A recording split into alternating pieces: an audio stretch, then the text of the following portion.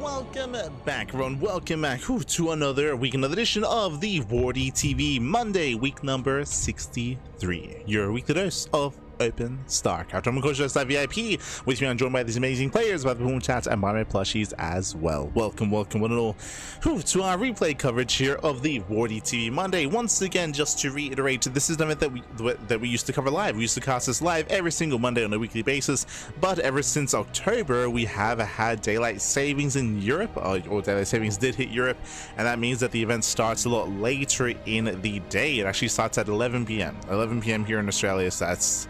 And it's typically like a 4 to 5 hour cast, so it's just too much. Unfortunately, I don't really have the schedule to be able to cover an event at that time, so because of that, ever since October, we have been covering the event via replays a couple of days later, if not a week later at times.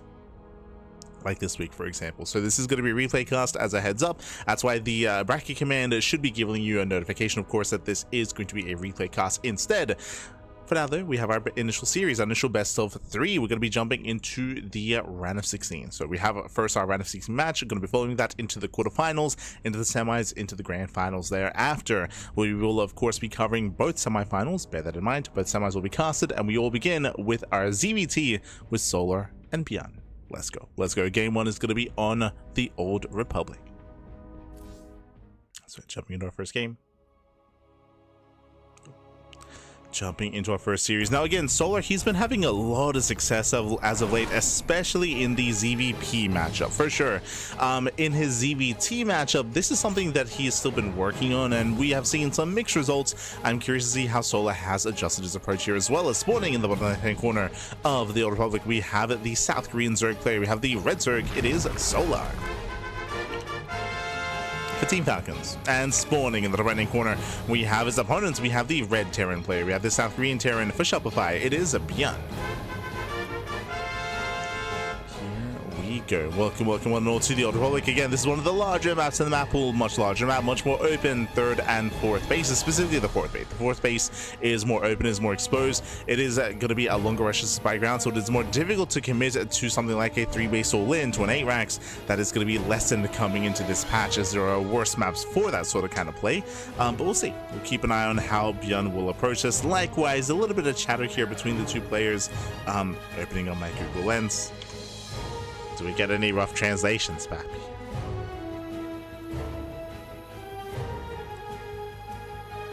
Beyond said that. So it looks like Solo was asking, "Hey, where have you been when it comes to the Open Cups?" True, I would actually echo those sentiments. Like, he has been a little bit MIA as of late. And Beyond said that he's been resting, that he's a little bit sick, he's a little bit under the weather, so he hasn't been around. It's been really annoying, is what Beyond said. So, yeah. And so I was like, oh, you have weak immunity. You need to eat more chicken. True. So they were joking a little bit. They're jokes. They're jokes. But yeah, it sounds like it's been a little bit under the weather. And now they're just talking about food. They're literally talking just about food now. Lovely. Goddamn. For now, though, I'm going to be settling in. It is going to be standard opener here at a Beyond. Likewise, Solar just going hatch gas pool himself.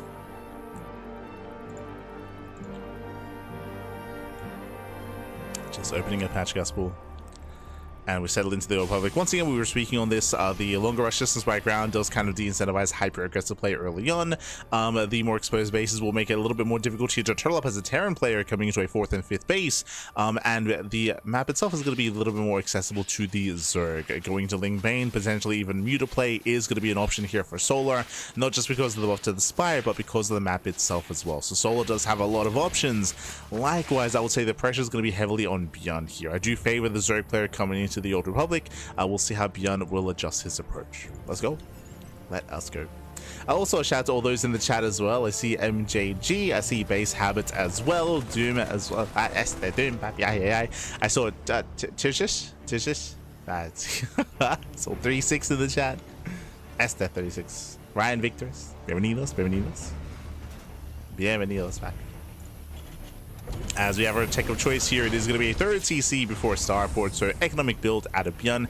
Everything's looking normal, everything's looking very economic, very mid-tier, very mid-game, I should say.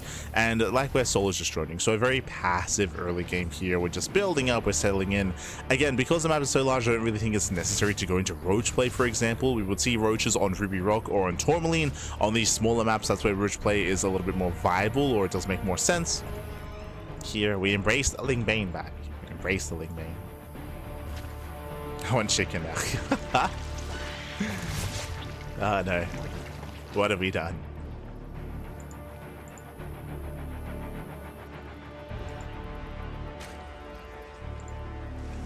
As interesting, so Bjorn, he's going to be going for a Liberator first. He will delay any kind of Viking production, so it doesn't go Viking first, for example. He will delay his Medivacs, will delay his add-on in favor of early Liberator. So slightly more aggressive here by Bjorn. We'll see if we can find some damage. Because there's no Tech Lab, there's no Banshee play, of course, and that means earlier stim. So earlier stim into Liberator. Can lead into an earlier stim timing, of course, from the side of Bjorn.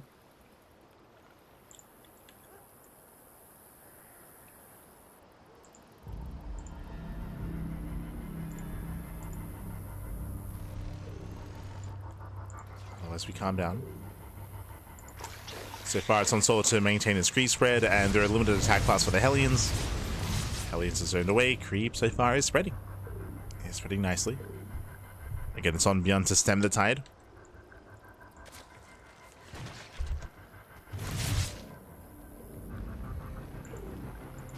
Once again, trying to rotate. Just building up towards his sim timing.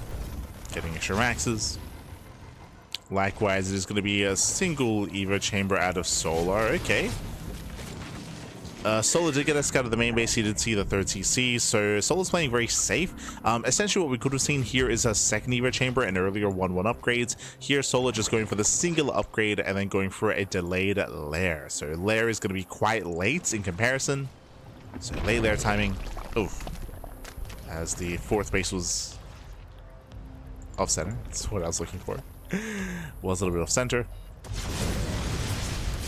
The carapace is going to be done early. And League's going to force around. Yeah, the Hellies, there's no way out of this. They are going to be locked in. Fortunately, Bjorn, he was out of position, and he will lose every single Hellion here. He does get a couple of drones at least, but this is still a massive loss for Bjorn. Losing how many? Losing 5 drones for a 1-to-1 trade. 5 drones for 5 Hellions. Bearing in mind, I think 1 or 2 drones went down to the Liberator earlier. That's what some of the damage was dealt. But this tells me that the sim timing is going to be that much weaker. Ideally, as a Terran player, you maintain these Hellions, you survive into the mid game, and then you can have some Hellbats to support your main push.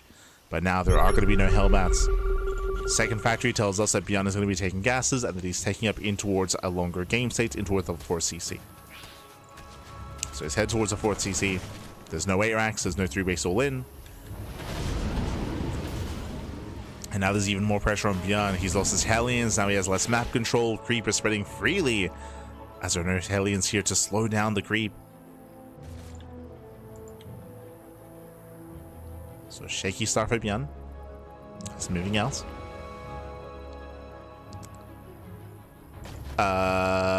Vehicle plating? Wait, what? Wait, what? We have +1 armor on the way for Bjorn. Interesting for his mech army. That is not often seen.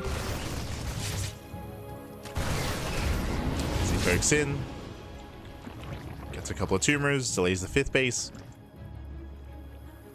Buying some damage.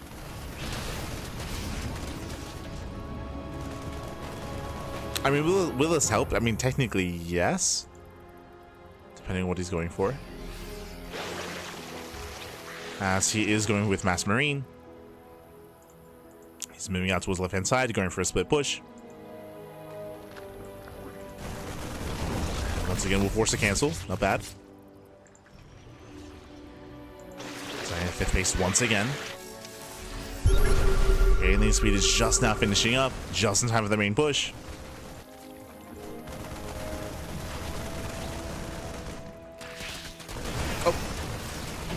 And nice target find, but again, there are plenty of links. Plenty of links in position. +1 Carabase is done. We can see the Solo's going into Ling Bane Hydra. He's not rushing into Lurker Tech. Oh, sorry, I should say he's not rushing into Ultras. Oh, lose a queen. We'll lose one, doesn't quite lose the other. Very nice control. Beyond with the target firing, but he'll lose the medevac.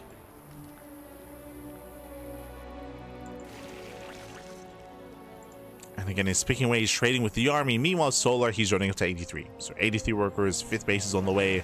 Hive is in production as well. Solar, he's just building up his Ling main Hydra. I believe this should lead in towards Lurker tech. Keep an eye on Solar.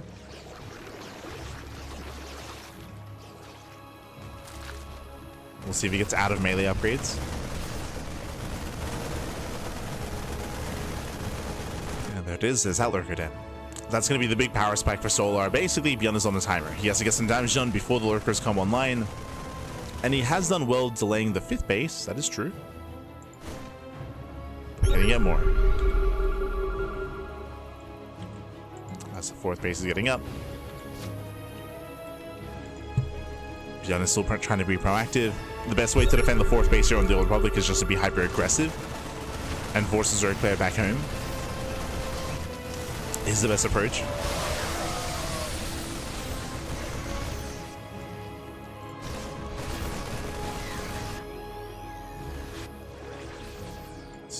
Beyond is trading well.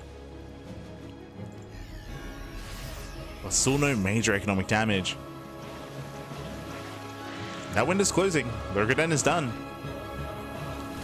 Hive is ready.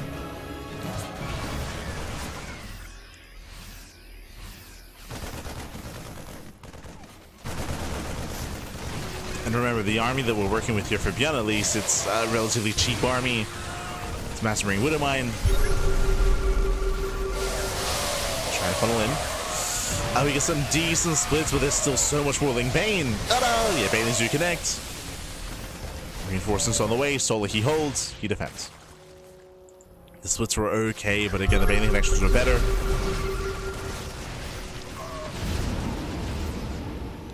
Beyond being forced further back.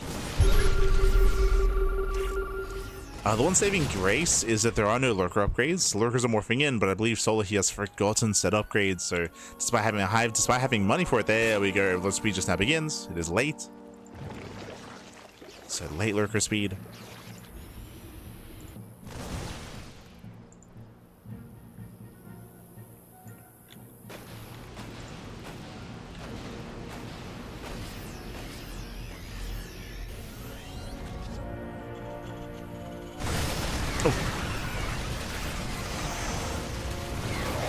And over time, Solar, he is just outscaling Beyond. He's just outscaling him.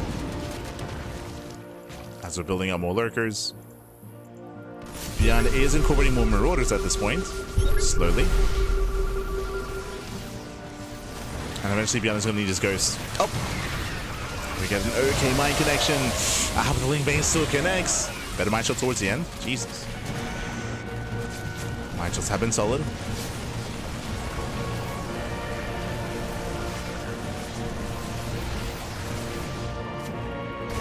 Again, not really finding much damage. Ooh, full medevac goes down. Solar, he's holding, he's defending. How many Lurkers do we have? 6. Not too many, only 6 so far.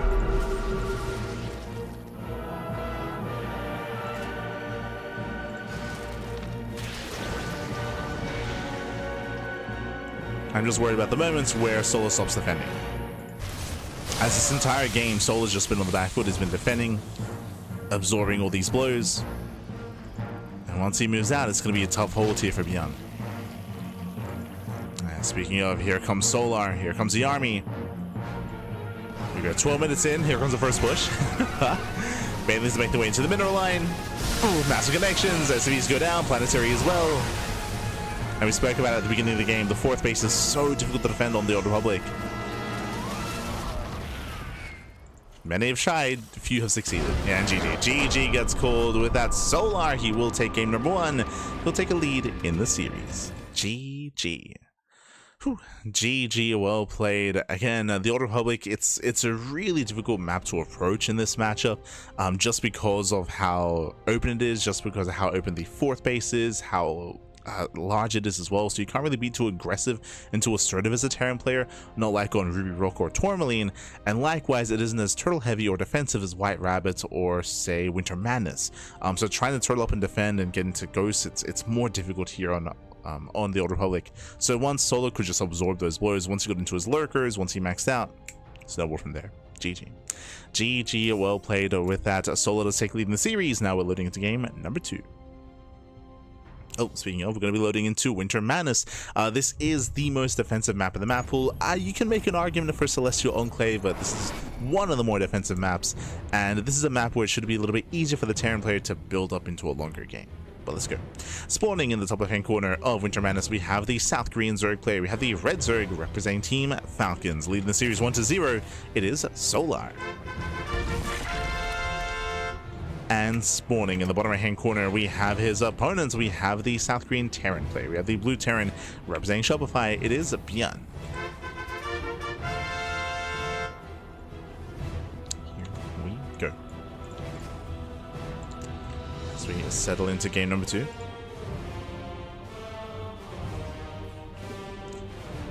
And again, this map is, it has some similarities here to the Old Republic. It is a large map, it has a longer rush distance by ground, that is true, but as opposed to the Old Republic, the 3rd base, the 4th base, and even the 5th base expansions are much more defendable, they're much more secure.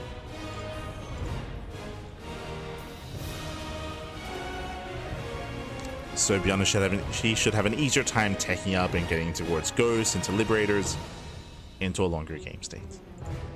Instead, I would say the pressure is going to be on Solar this time. Last game, Solo was purely defending up until the end of the game. Here, I feel like there's going to be a little bit more onus on Solo to be the aggressor instead. I want to get something done.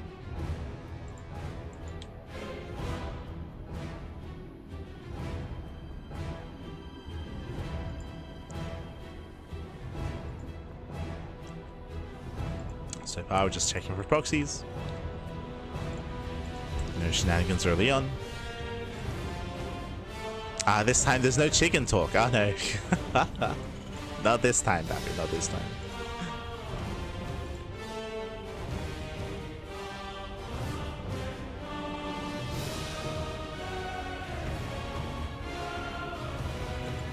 So we're locking in, Dappy, we're locking in.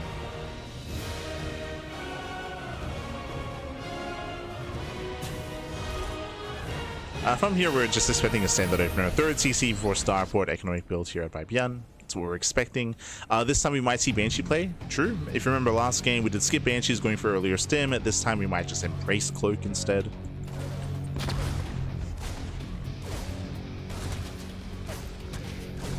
It does poke in. Major damage. Does a nice and mighty time at least. That's all that Bjorn does get.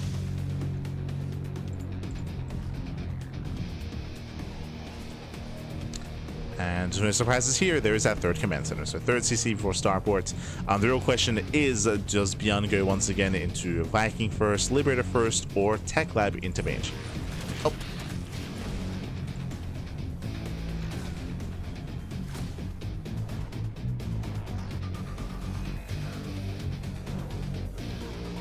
As Bjorn breaks in, pulls away. There's the auto swap into the Tech Lab. He's getting there.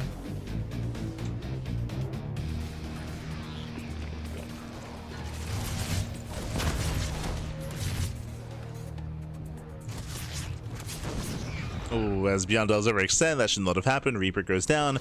I mean, no major losses here. Bjorn, he was able to confirm the timing of the 3rd hatchery at least. He was able to deny some mining. We'll lose that Reaper.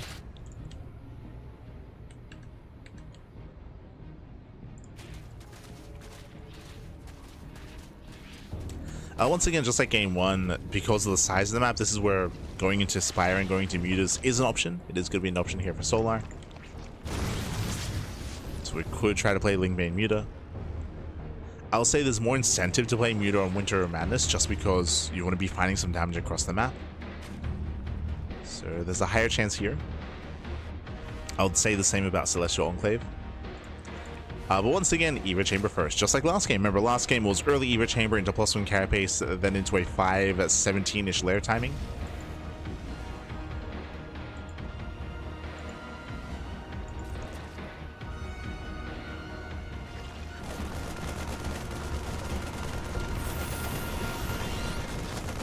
So we have seen this. Meanwhile, there's Yadon Soul. We have Cloak on the way this time, so no Liberators, instead, Cloak Banshee.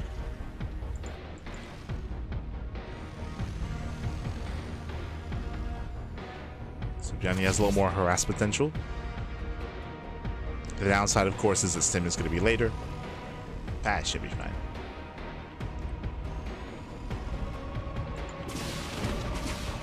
As, hey, the Banshee does find the 4th. Finds the 4th base. Let's get a couple of shots in. Does force to cancel, but does get it low.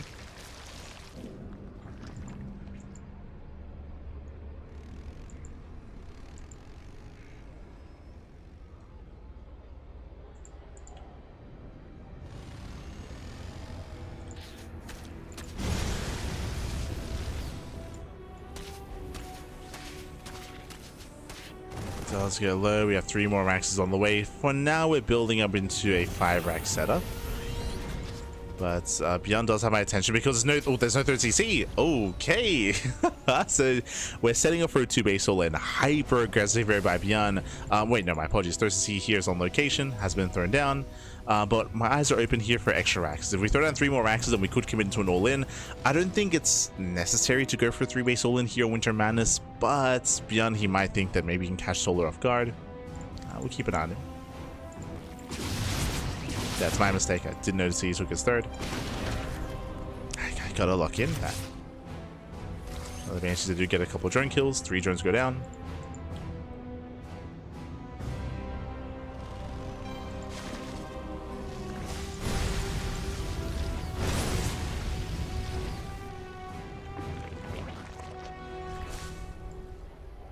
King 3 getting a 4th drone. Okay. 4, 5 drone kills. Pulls away. We're waiting for a factory, waiting for extra gases. Show us what you got.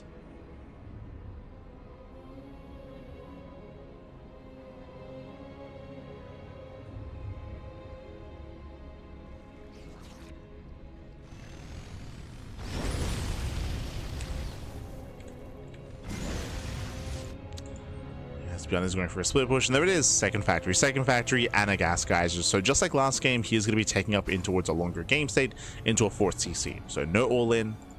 Beyond is applying pressure, that is true. And hey, this time he preserved the Hellions, and you can see what he was wanting to do last game. Because the Hellions survived the early game, now we can morph into Hellbats. Now we have a stronger push to protect the tank. Ooh. Lings they do surround. Nice tank fire here on the Banelings. But Banelings they crash through the Hellbats, and Beyond, he will still lose everything here. Tank goes down, army gets cleaned up, some of the Marines do survive. But Solo's looking comfortable. Solo he defends well. Once again, Solo going into Hydras. Oh. Okay, let's get pulled out. Beyond has momentum. Oh. Also some momentum here. Once again denying Banelings.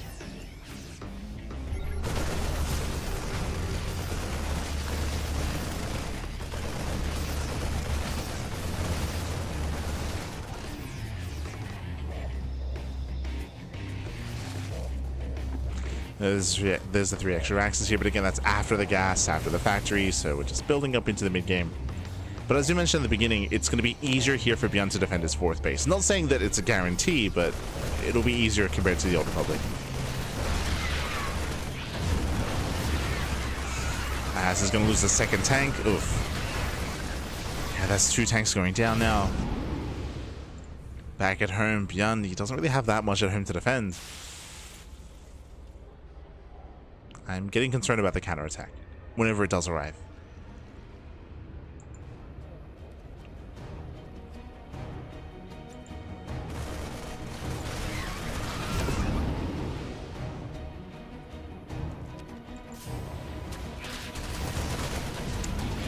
Now Solo's keeping up. Trying to at least. That's defend against the 6th base. Lurker Den is on the way. Again, things looking very similar compared to last game. We've had a bit of a different mid game, to be fair, but beyond, he just lost 2 tanks. He lost 2 flanks, 2 armies essentially. So Solo's still looking quite in form. It's looking pretty good.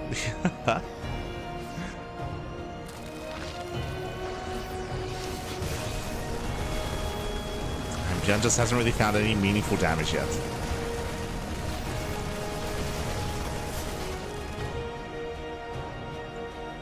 And just like last game, Bjorn's on a timer.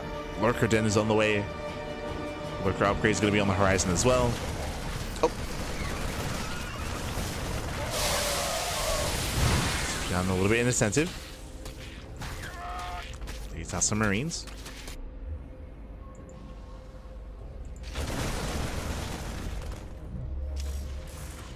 Solar, he has to be careful. Solar is maxed out, but a lot of that supply is still in production. And remember, it's going to be a maxed out Lingbane Hydra army. No lurkers yet. But you can see the Solar, he wants to counterattack soon. Wants to move out.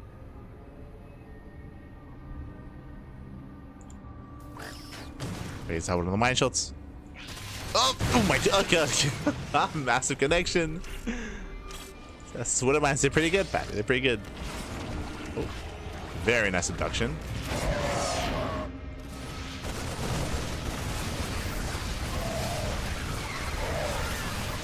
Bjorn is trading well across the map, forcing the entire army back home.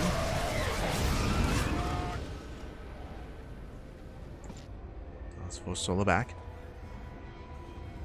And I'm just waiting for the reinforcing lurkers. Remember, the lurker den is complete. Lurker range is done as well.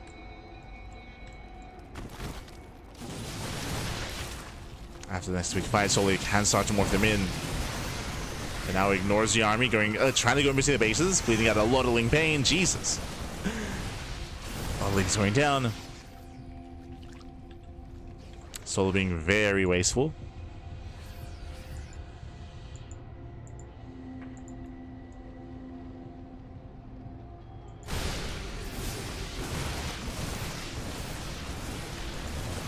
Being a bit too wasteful. Gross production has begun.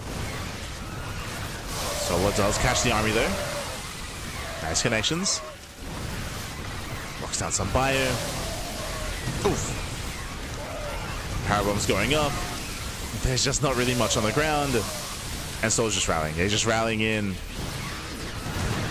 We get a couple of decent mine connections towards the end. So Bjorn, he will defend his 3rd, but he still will bleed out his entire army. And I'm still waiting for the Remax. Show us what you got. He's coming. There's still no room for lurkers. There's no free supply. But it's fine. It's fine, just rebuilding his Ling Pain. Bjorn, he's pretty committed here.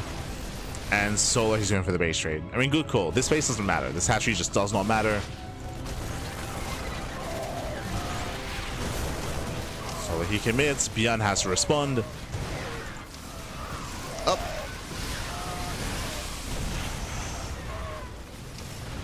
And does race back. In the process, he'll lose the entire mineral line though. 23 SCVs, 23 workers.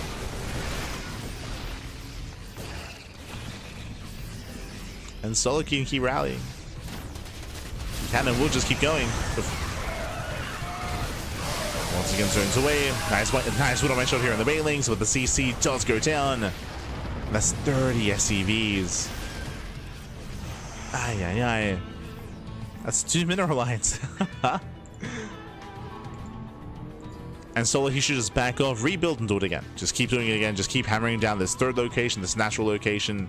Ignore the 4th, ignore the planetary. Lunkers, they're finally morphing in. We got 9 lurkers on the way.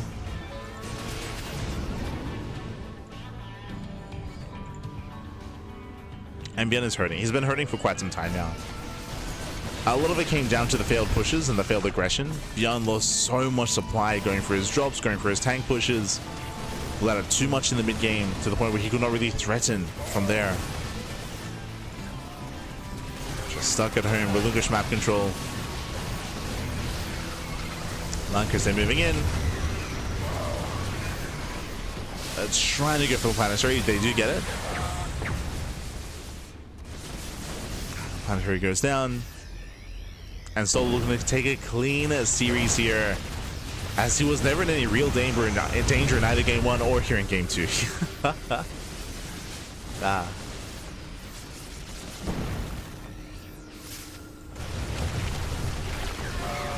That's it for Zayparo. Nice snipes. Nice snipes on some of the lurkers. A better trade here from Bjorn. For the first time in a long time, actually a better trade for the Terran. Oh god. But GG gets called as Bjorn. He is far down in supply. 13 more CVs go down to another run by, and Solar will take the series at 2-0. GG. Whew. GG, well played, Solar. He will claim the series. He will take the 2-0. Again, just a really rocky series here from Bjorn. Game 1 especially. Game 2 was a little bit more back and forth. But game 1, we saw that Bjorn, he tried to be a little bit more assertive here, but he did lose a lot of momentum early on, losing his Hellions, losing map control, and we saw Solar snowball from there. Similar story here in game number 2, where Bjorn was being very aggressive with his early tank pushes. Remember, he had 2 different tank pushes, but each time he ended up getting flanked, he got shut down, his tanks would fall, and he would just lose map control, allowing Solar to drone up freely and to max out from there. Again, like, Solar barely lost any drones throughout the course of this series. Despite the attempted drop plays, Bjorn, he wasn't really able to achieve too much with that, and from there he was just outscaled. GG, well played. So again, just a rough mid-game there from Bjorn, both in game 1 and game 2. And with that, Solar, he will advance on into the quarterfinals, and unfortunately we won't follow him there. Again, we are at the behest of the replays that Wardy did gather. Instead, we're going to be heading over to the quarterfinals over on a different portion of the bracket. Going to be heading over to Clem versus Shin, another TVZ. Let's go. Let us go. Oh, with a very different set of maps as we load into Mothership.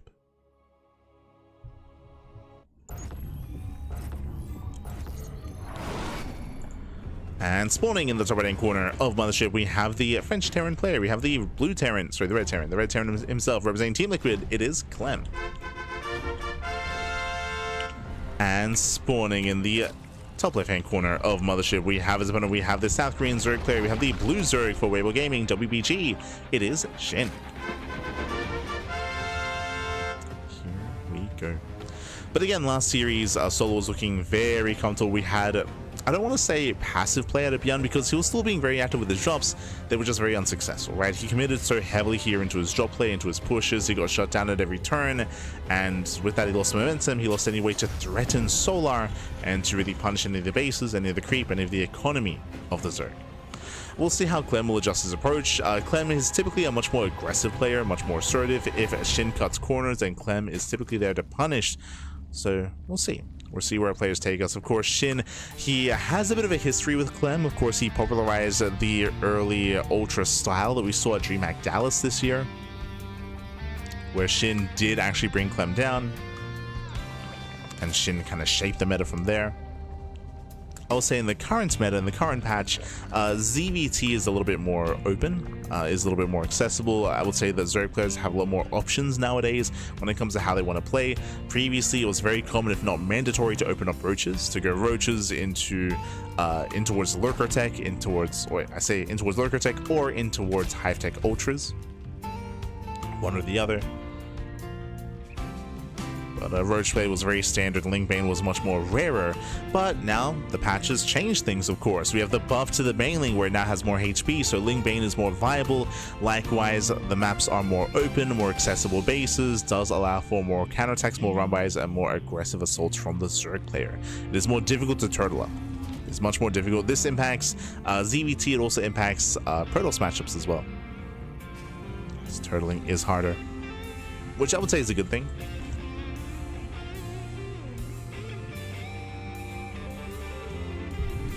I'd say the previous metas were more stale as a result of that. We'll see. See how we do approach this. As Clem finds Shin.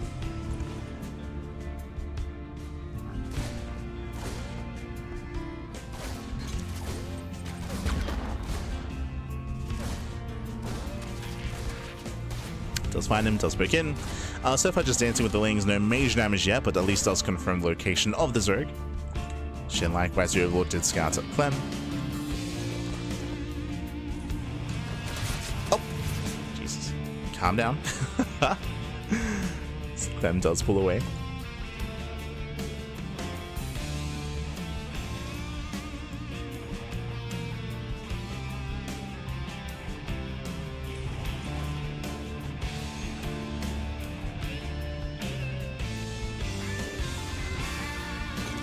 Clem pulls away, and behind this we do have a much more aggressive build. We spoke about this, the difference between Clem and Beyond. Clem is a lot more aggressive at times, and here we have a starport before third TC. So hyper aggression out of Clem, going for a bigger commitment into Hellions, into Banshee play, or potentially something more sinister in towards a Hellbat push.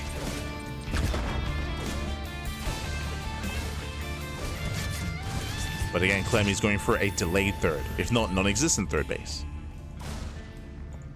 Ooh, that's a 335 layer timing. Oh boy, I'm getting deja vu. I'm getting deja vu from Pikachu Cup.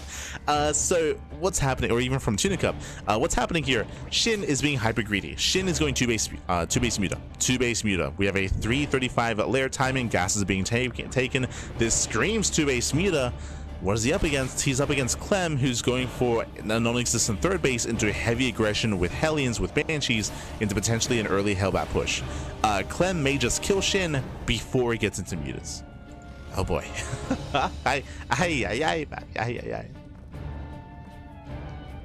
So deja vu here. I mean, I say deja vu. We've seen this dynamic a lot more recently. If you remember, we actually saw this from GG Machine not too long ago. He was in a very similar situation, but the reasoning for this is because Muta play is more accessible. Because we see more players playing Muta, we also see more players being punished trying to play Muta as well. As there's that Spire. Spire is on the way.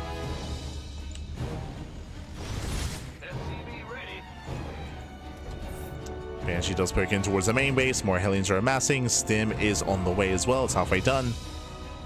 And does Clem scout the Spire? He sees the lair. True. He sees it's already done. That's a tell. Right, so now he knows. Now he knows it was an earlier lair timing. He knows something is wrong. The lair should not be done by now at this point in a regular game. Ooh, as the Banshee does fall. Yeah, rough moment there for Clem. The scat is denied. Doesn't get into the natural. But Clemmy sees the lack of saturation. He also saw the lack of Evo chambers. True. He's aware of the early lair. Like he can piece it together. Like he's scouted enough here to kind of piece together what Shin should be up to. Lack of upgrades, lack of drone, early lair, lack of tech. Banshee does a dip in between the bases. Does see the gas income. True. It's going to be 7 mutas. 7 mutas on the way.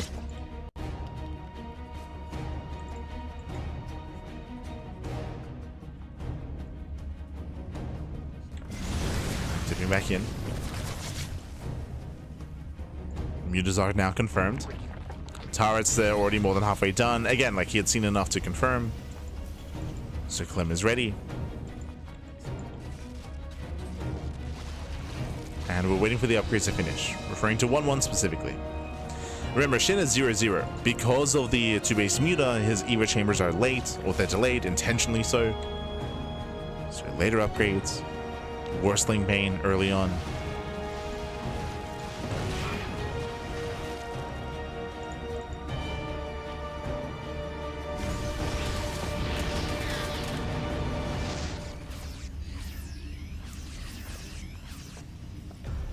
Again, we're waiting for the move out.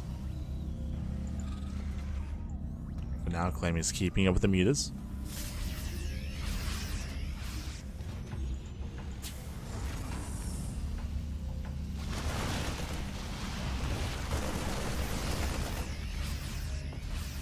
He's keeping up, he's zoning away. 1-1 is now complete for the Terran. And is Clem gonna move out? Behind this, we see a second factory. We do see an armory.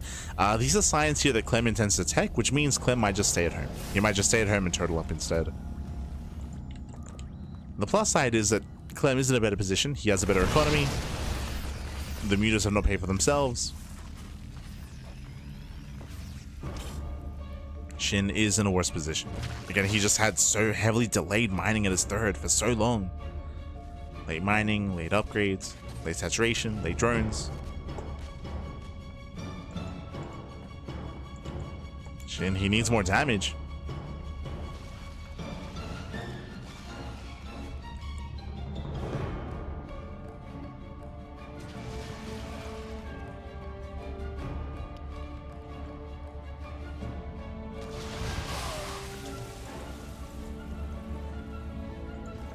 Now there's still potential here for Shin.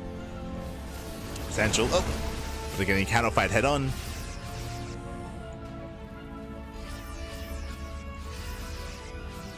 Clem is getting ready for his move out. At the same time, Ling's able to hit the third. Nice run by. There's that Hellbat. Gonna be targeted down. Still no major damage though. He delays the push. Forces Clem back home.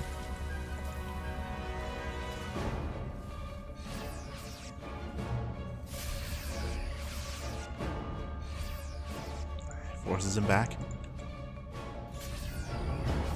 But we're still waiting for that 2-2 timing. Like 2-2 upgrades are on the way.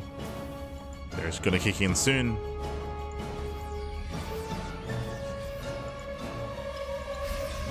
This time Clem, he has Marines at home to defend. Marines they do flood in. Bit of a late reaction, but overall he should defend. And Clem, he commits. He commits off the ramp. He's going for the kill. He's going for the third. Oh, this oh, no splits. Late reaction. Whew. Does pull away in time. That was almost a disaster. 4 CC is cancelled. Mutas they commit across the map. Clem, he's going for the kill. Bailey's are not ready yet. Oh no! Oh my god. Just not finishing up. Tanks are moving in. Thor's as well. Mutas looks like they are breaking the third CC. But Clem's going for the kill. He's going straight for the throat, straight for the natural. Clem, he's almost in. He's almost there. The pre-split. Okay, spreads well. Okay, splits well. The Bailings are cleaned up. No more Bailings. Oh, that's right. We do have some Bailings left. How many? 6. 6 Bailings left. Ah, no. And they shouldn't connect. Oh, they shouldn't. Okay, crazy army. Clem, we can just keep pushing. Back at home, we lost 18 SCVs, but he still has his third CC. You just race back, but there's still a Thor waiting. Thor is here, reinforcements, now they're rallying across. Oh, collapsing the main army. Not a bad engage. Catching out a good chunk of Marines and the Thor. Yeah, Thor goes down, but at this point, Clem might just have too much of a rally here. He's rallying in. He's got 14 Widow Mines. Oh my god. What is going on? He's got a lot of mines.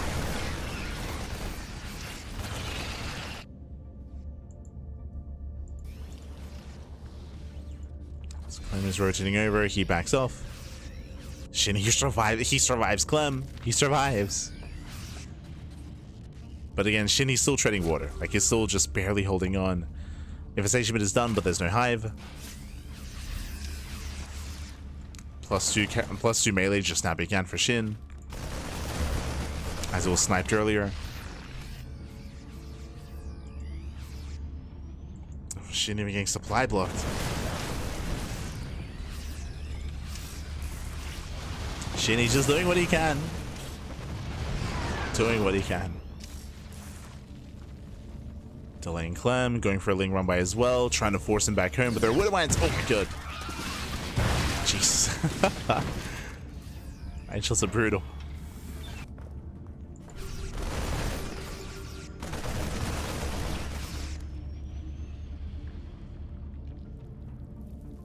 And again, Clem has been in control the entire game.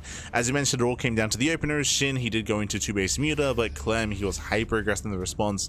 And sure, Clem didn't necessarily kill Shin, but he was able to get enough of a read to make sure that the Mutas did no damage. In the end, the Mutas did not pay for themselves. They did get, 18 SCVs earlier in the pseudo-base trade, but he was losing his own bases, his own economy. Shin was still worse for wear.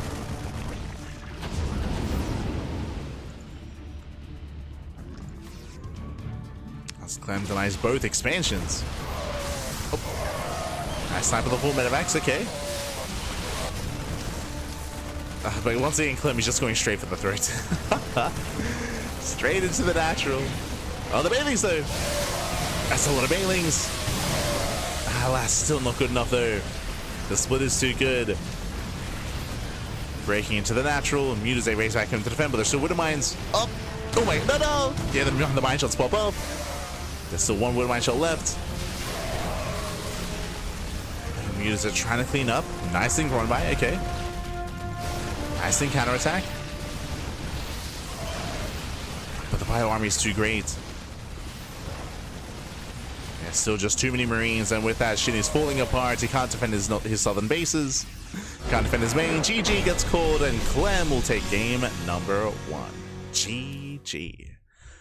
Whew. GG, well played. I do appreciate the attempted Muta play here by Shin, but as we mentioned, the Mutas did not pay for themselves. It was scattered early, and we also saw more aggressive Clem as well, able to contain, able to punish the Zerg player.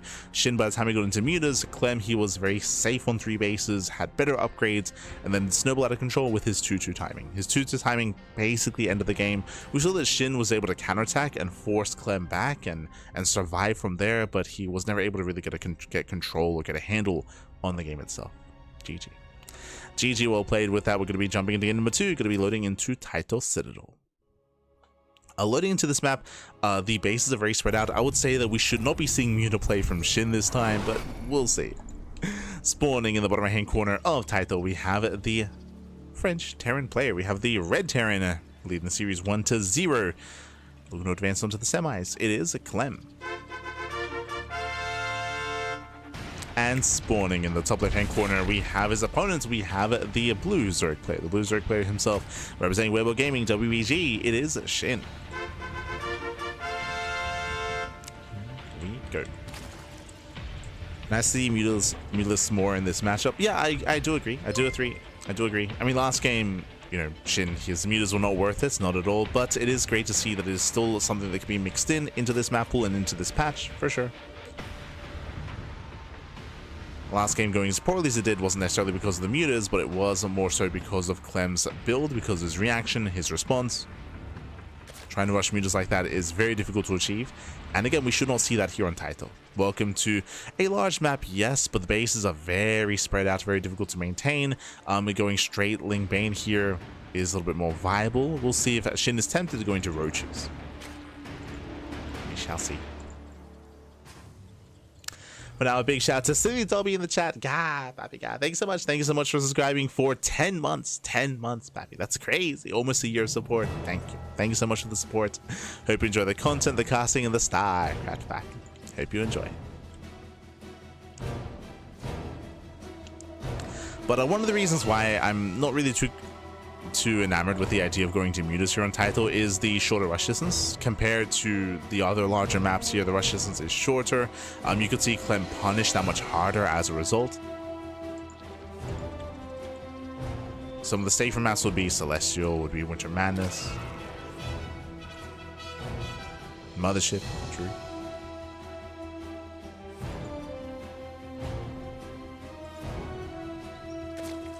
Here we should just be joining. Meanwhile, last game we did see that Clem did go for a delayed third TC. Going for that again here, I feel like would make a lot of sense. Would make sense just to be more aggressive in the face of Shin. Did have a very successful start to last game. Could seem replicate that. Could seem replicate. Now Clem, he did dabble quite a bit in mech earlier this year, especially in the previous patch. That has fallen by the wayside coming into this patch though, thankfully. So mech was permeating throughout the meta for quite some time earlier this year. where Clem was doing it, Mara was doing it, even Beyond was dabbling in mech against Zerg as well. But again, that's come and gone. Cyclone's been fixed. We're safe.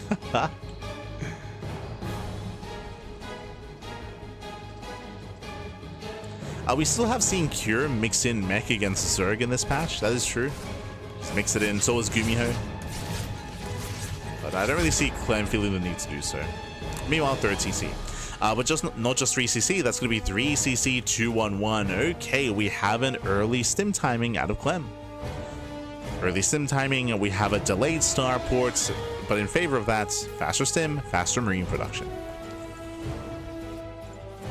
So this is going to lead into a later sim timing, a later double drop. It's going to hit around 5:30, around 5 minutes 30. Until then, Shin is free to spread creep. Right, the downside of this build is that you're going to be cutting Hellion production early. So we have how many? We have 2, soon to be 4 Hellions, and then it's typically an add-on swap into Mass Marine.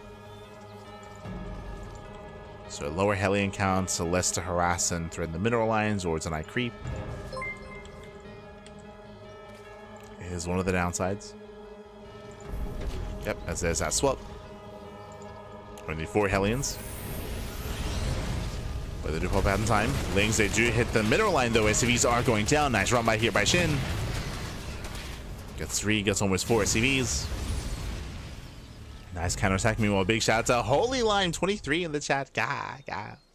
Big shout out, 34 months with Twitch Prime. Oh my god, thank you so much for the support. As always, Papi, as always, a long time supporter of the channel. Thank you. Do appreciate it. 34 months, that's crazy. It's almost 3 years, Papi. Almost 3 years.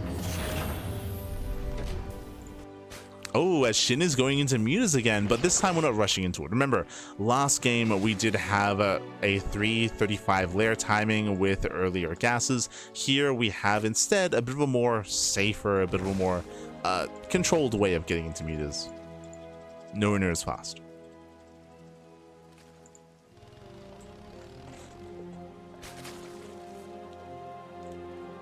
So Shin is getting there in a safer manner.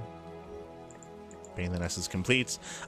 Still, I should emphasize the downside is we have a late Eva Chambers, and I'm not really too in love with the idea of going mutas 2 games in a row. Like, it is a safer approach this time when it comes to the build. Nice round of the Hellions. Gets 1, gets 2. Takes down both Hellions, takes down the Reaper as well. Now, my big concern here, remember, this was a 3 CC 2-on-1. As you mentioned, this hits at 5:30. It's now 5:30. Here comes the double drop. That's a lot of Marines, that's a lot of stim. And remember, no Baneling speed. There's no Baneling speed. There's no +1 carapace. There is 0 Eva Chambers. Shin is vulnerable right now. But he's taking this seriously. We have a massive wave of Lings on the way. Baneling's morphing in. Oh, the armory is complete, so it's going to be a 2-on-1 with a Hellbat support. Well, there should be enough failings, and there are. So Shin is holding on.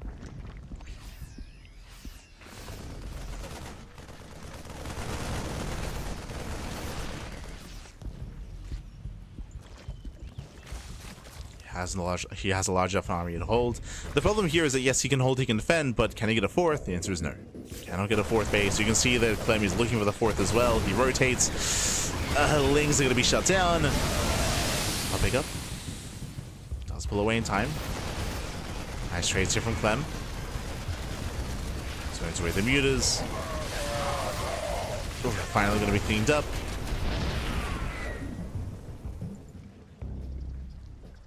Shin has retaken map control.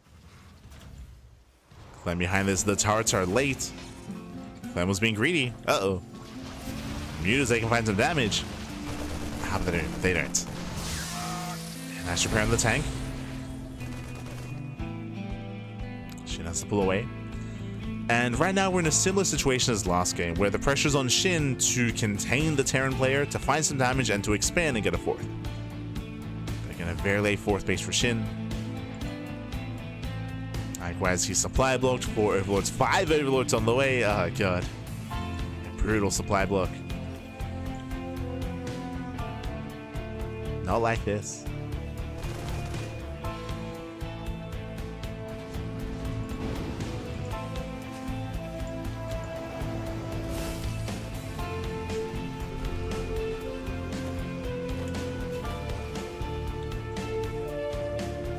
Okay, Clem has momentum, is getting a 4th TC.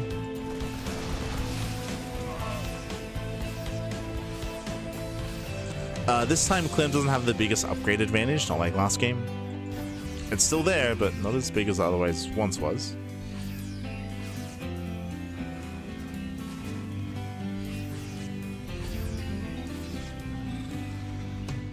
Sure, that's probably because of the earlier Hellbat push, the earlier armory.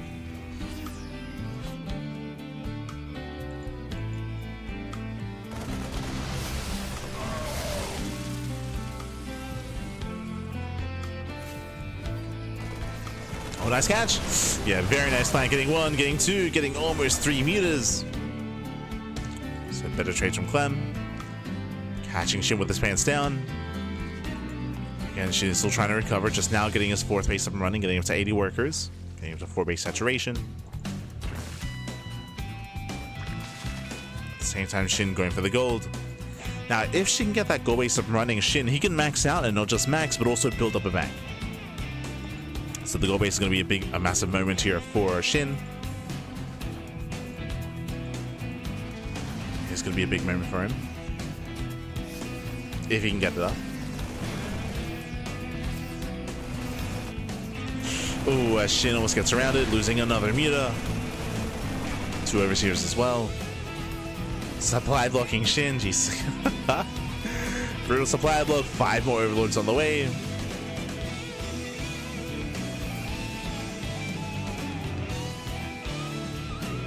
Shin stumbling here when it comes to his macro.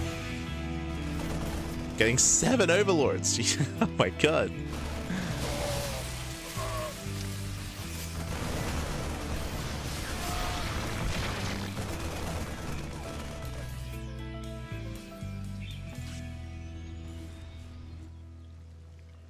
Shin is zoned away, and Clem with this army, if he scouts the gold base, he can just knock it down. He could just knock it down. He may just choose to ignore it. We'll see. We'll see where he pushes. He's checking. He's checking the gold. Add-on complete. He moves in, moves out of position. The gold base will fall. It'll saturate it for a couple of seconds. And here comes Clem.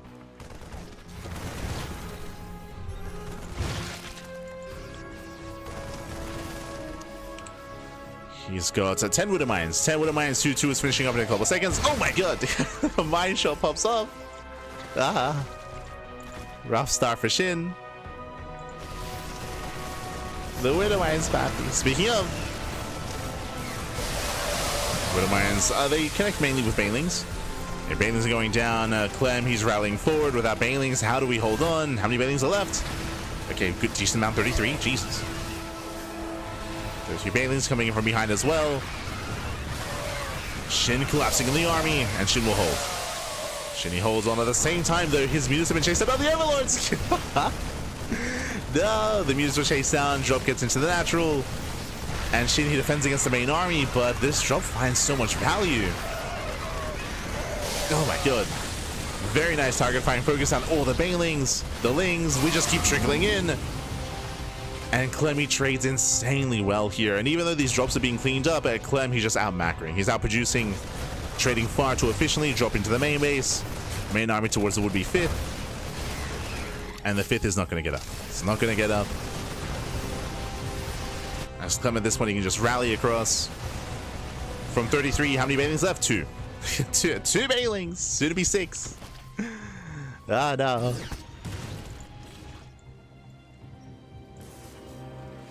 At this point, Clem can A-move. He's playing it safe. Pulling back, he rotates, making sure there's no expansion. Denying more creep. Shin is getting desperate.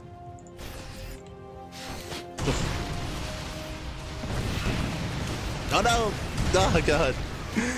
As Shin is clumping up, a reinforcements, they shut down the mutas, and Clem can just keep pushing. He can just keep on going. That's a lot of Banelings morphing in there. That's 26 Banelings. 26.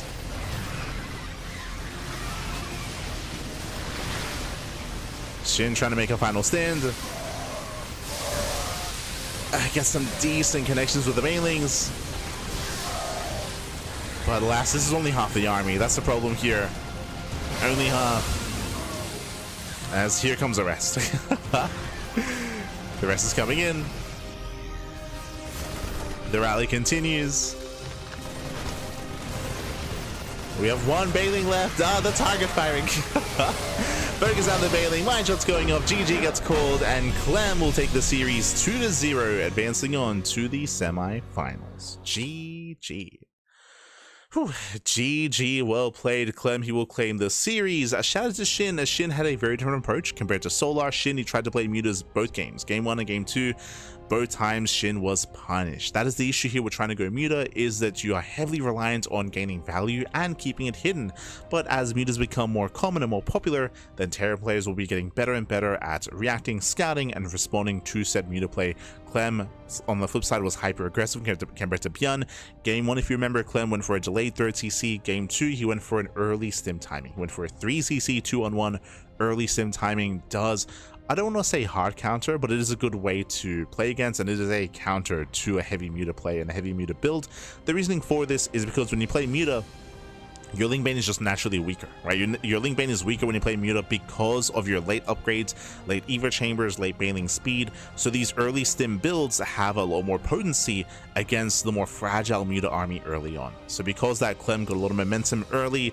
Shin, he couldn't really maintain map control. I would also say that Taito is not the best map for muta play either. I mentioned before that this is more ideal on larger maps.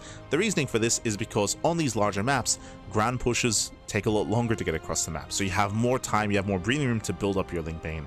I'm referring to Winter Madness, I'm referring to Celestial Enclave, and also referring to Mothership, which specifically on Mothership we attempted to go into 2-base muta in a much more greedy fashion, which I don't blame Shin for doing, but Clem, again, he almost hard countered by going for a 1-1-1, but being very, very, very much so in Shin's face. GG, well played.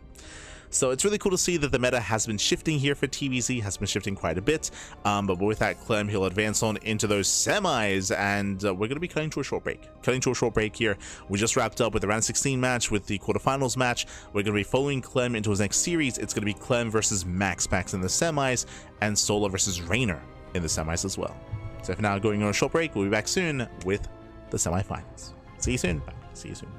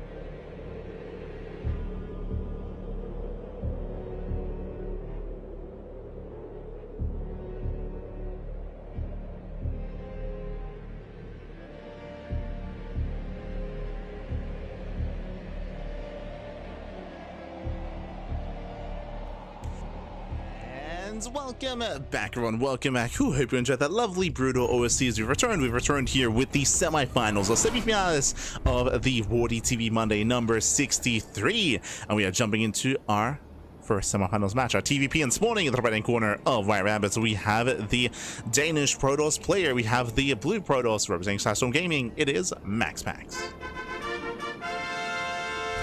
And spawning in the bottom left-hand corner, we have his opponents. We have the French Terran player. We have the red Terran for Team Liquid. It is Clem. Here we go. As we get into our Terran versus Protoss, again, MaxPax and Clem, they have a lot of history with each other. In recent times, I will say that Clem has had the favored edge over MaxPax overall. MaxPax, he has taken some maps, has taken some series. Again, they often go back and forth, where I think an example of this would be Clem would be MaxPax in the WardiTV Monday, and then MaxPax would be Clem in the Monday Night Weekly, and then Clem would be MaxPax in the Big Sur Cup. So again, they do go back and forth. Again, as I mentioned, in general, I do lean more towards Clem here, but we often see it back and forth regardless. It's very rare to see like a 3-0 or 4-0 or 2-0. I'm here for some games, so I'm here for the ace match. Gibbs, Pat Gibbs. Let's go. Let us go. So getting into our TVP so far, double gas open out to Clem. Clem going for a faster factory, going for a delayed TC, going for a more tech heavy start. Also, welcome to White Rabbits. White Rabbit is one of the larger maps of the map pool. It is very large, longer rush distance by ground, but the bases are spread out. I will say that the bases are relatively spread out, so depending on how our players do expand, it can be more difficult to rotate in between the bases. I say depending because we have seen a lot of Terran players actually go for the center base and go for your natural center and then the base behind as a more secure fourth. So we have kind of seen, or so I should say, expanding forward with their fourth base instead. So we have seen a different kind of layout, I should say, for how we expand in TVP. We'll see if we can get there. We'll see if we can get there. So opening up. With our initial double gas opener, this can lead into Reactor Reaper Hellion, can lead into a committed mine drop, early Cyclones, early Banshee play. We'll see where this leads. Just catching up in the chat.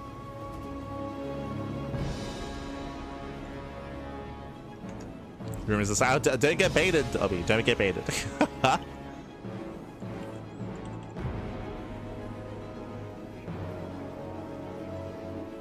No.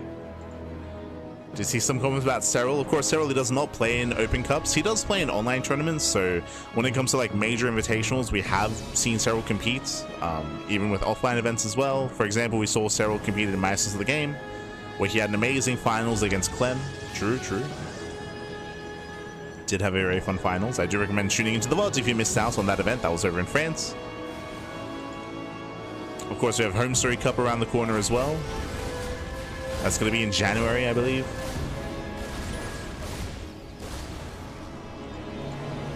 Oh, as MaxPax does commit to the proxy. Okay. Gateway is going to be thrown down. Throws down the proxy. With this, he can reinforce across the map. How many gateways does he have? So far, he has 2 at home, 1 across, and he may even go for a 4th gateway as well. We'll see how hard MaxPax commits into this. As Clem, he doesn't commit into Reactor Reaper Hellion. He's going for the early Cyclone drop. So still early aggression. The Benevec and Cyclone are on the way. Meanwhile, yep, Twilight Council back at home. So this may lead into another gateway into 4-gate blink. So hyper aggression out of MaxPax. And Clem is pushing because we're not just going for the Cyclone, we have an early tank follow-up as well. Oh boy. Ooh, Adept gets in. That should not have happened. Shades into the main base. Is going to be cleaned up. Does at least get eyes on the Cyclone. So now is aware of where the tech lab is. He knows the tech lab is on the factory. Tank is on the way. Here come MaxPax's reinforcements. Here comes his main push. Oh, he's moving in. Does move in. Hits the natural. SCVs will go down. Meanwhile, Clem does catch a stalker. It's not bad. Gets one. Oh, nice juggling. And with his reinforcements, he should be able to pick up all these stalkers. Yeah, massive loss here for MaxPax. He does get 4 SCVs, but he will lose what? 6 stalkers? Jesus. He wants the Cyclone. No, he gets it. Cyclone does go down, but again, that was 4 stalkers falling. So a bit of a back and forth trade, bearing in mind that MaxPax, he delayed his third. His third base is late in favor of the Stalker aggression, and the Stalker aggression wasn't worth it. Remember, Robo is delayed, third base is delayed, Forge is delayed, gases are later as well. MaxPax, he was so committed, and it just has not been worth it. It's not been worth it here. We have more gateways being turned down, the Robo as well. MaxPax still stuck on 2 bases.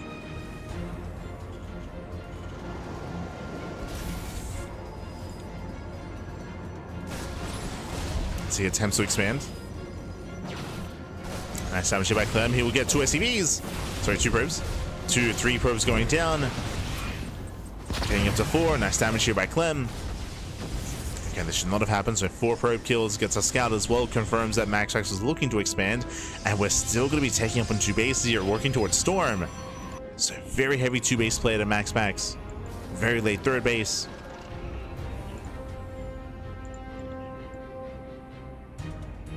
So coming in towards the mid game, I have to favor Clem.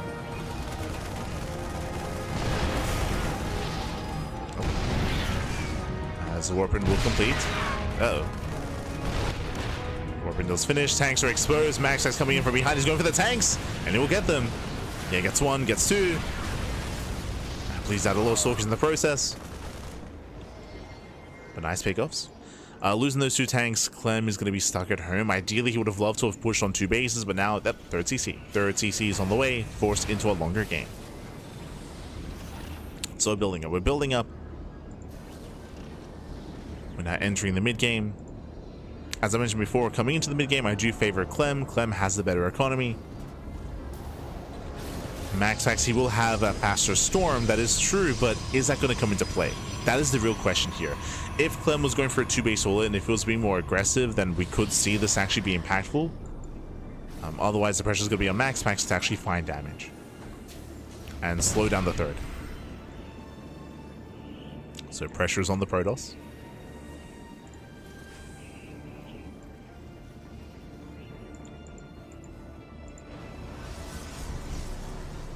As the Liberator got 3 probes in the main.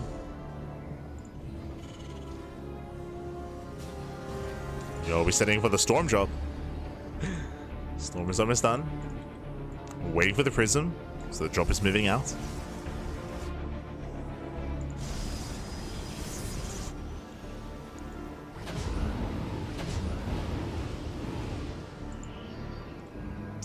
Clem is committing quite hard here.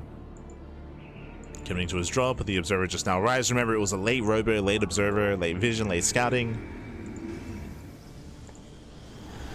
MaxPax does load up a High Templar, but he completely missed the move out. He missed the Doom drop.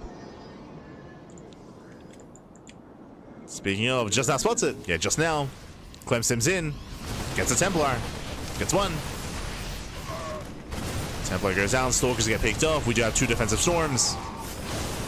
Oh, but he snipes both. Yeah, he gets both High Templar. No, oh god, no! The Marines, they barely go down. But there we go, both Templar fall, and Clem is getting a hand. He's getting out of hand, getting out of control. MaxPax is racing back home to defend. Brutal mine shots. Base is under fire. And this is critical damage. There's already critical damage here, and MaxPax cannot keep up. We have more reinforcements coming in. MaxPax has no High Templar, no Storm, no nothing. Every Stalker falls. Instead, he commits to the counterattack. He's going for the mineral line. Going in, but GG gets called, and Clem, he takes game number 1. GG. Whew. GG, well played. A very rough start there for MaxPax. Winding it back. Remember, MaxPax, he went for the proxy. Went for the proxy gateway. He was hyper committed here to early game aggression, and he failed to get damage done. If you remember, what did he get? 4 SCVs. He killed 4 SCVs, and he lost 4 Stalkers in the process. Not just that, late gases, late tech, a late 3rd base. He delayed everything for the proxy, and it was not worth it. Was not worth it. In the end, Clem was able to keep up and shut down the aggression, and MaxPax fell behind. Fell behind from there, and from there, we're getting into game 2. Loading into game 2 here, and we'll see if MaxPax can fight back and bring us to the ace match. Give us that back and forth. So loading into 10,000 feet.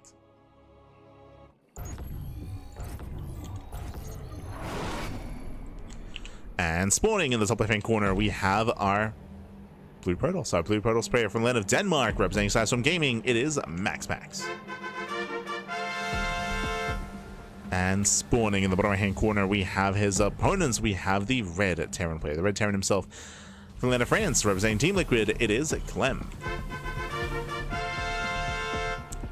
we go.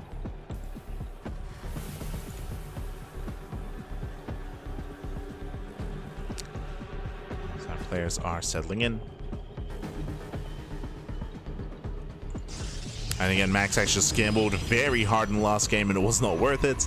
Now we're loading into one of the more aggressive maps of the map. Well, welcome to 10,000 feet. A very aggressive map, shortest rush distance by ground. So move outs are more aggressive. In general, you can be more assertive here. We do have more exposed bases in the center and on the fringe edges of the map as well.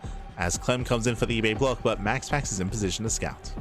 So nice movement here by MaxPax. He will deny the eBay block. So here we go, the boys are being pulled and the eBay will be cancelled.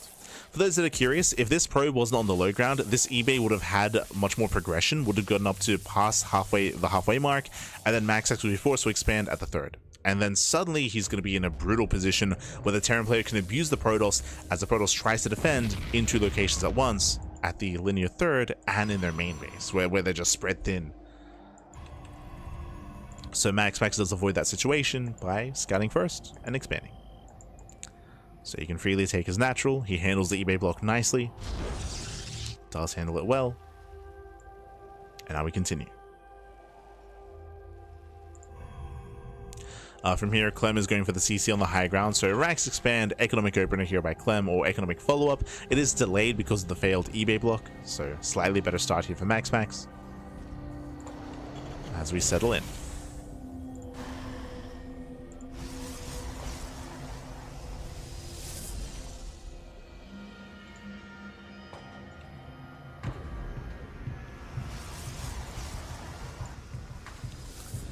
So players are building up. This time MaxPax won't commit into a proxy. Not this time. Proxy, no shenanigans. Coming into a map like 10,000 feet, I would say it is very risky to go for a Stargate opener, for example. We do see Stargate play mixed in, but this time at Twilight Council at a MaxPax. Makes more sense. We should be seeing just a very safe play here. So 3-gate blink into a robo into a third base is what we expect. It is MaxPax, so he might go for 4-gate blink stalker instead. There is a potential for MaxPax to try to be more aggressive. The problem though is that I don't really like 4-gate blink on this map. Why is that? Because of the terrain. Trying to blink into the main base means you have to come in from the third, but you can see that rotating from this position to the natural is very difficult. Just because of the terrain itself, you have to go the long way around. Typically the strength of blink aggression on maps is the ability to go from the main base, go down, rotate, hit the natural, back around, and have the Terran player have a hard time keep up with the stalker rotations. Here, stalker rotations are difficult, they're brutal to try to get into, so Clem should be feeling safe, should even be feeling free to cut corners.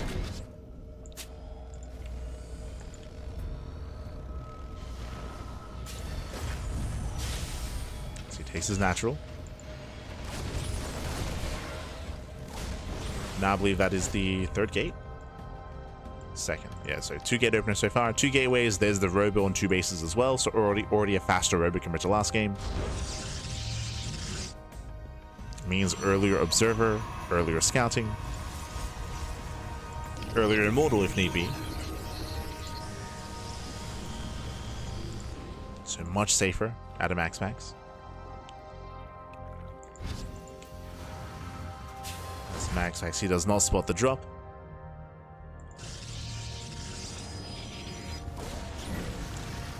Definitely be zoned away. Behind this, Clem going into Cloak Banshee. And that is 2 extra gateways. Okay, bold move out of MaxPax. Bold move. He's going 4-gate. So 4-gate blink stalker, late third base out of MaxPax. And meanwhile, Clem, he does scout 2 gateways on low ground. He's aware of at least 1 in the main. And he scouts another. He sees everything. He sees all 4 gateways. Ay, ay, ay. Massive scout for Clem. Oh! Widowmine does zone away. Doesn't want to waste the shot. Oh, doesn't waste it. Yeah, barely not. 5 probes go down. Denied mining in the main base. His drop is getting out of hand. It's getting very out of hand already. Blink is now done. Nice blink. Nice avoid. MaxPax cleans up, but again, this killed 6 probes, denied mining, and more importantly, scouted every single gateway. So Clem, he knows. He knows what's coming. He's aware of the 4-gate. can see here setting up his tank in the main base, a bunker on the low ground. I wouldn't be opposed to a second bunker, checking for the third. And as MaxPax moves out, Clem can move in. And remember, MaxPax, he did not scout the main base, did not check for the tech. Is unaware of the Cloak Banshee. Banshee moves in, probes are going down, MaxPax is out of position, he's across the map, he wants to be aggressive and he's being punished. Oh no. Yeah, MaxPax just getting bullied here. That's gonna be another 5 dead workers. Can we get 6? Oh god. Can we get 7? So 6 probe kills, Banshee is gonna be shut down. But remember, what's important isn't the damage. What's important is the damage. On top of that, was MaxPax forced to race back home. Remember, MaxPax wanted to be aggressive. He went 4-gate blink. MaxPax's third base is so heavily delayed. Yeah, such a late third for MaxPax. This needs to get more damage done. Oof. Yeah, he needs more damage. He got some SCV kills. So far, it's not worth it. MaxPax is falling behind.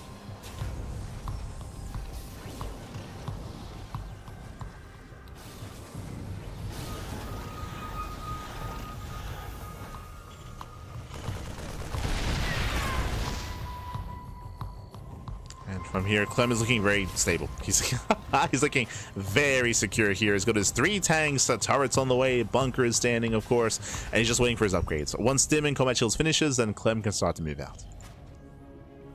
And remember, we're on 10,000 feet. The rush distance by ground is short, so the move out takes even less time to get across the map.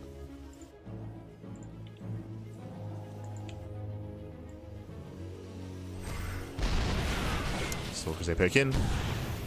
Getting an SCV.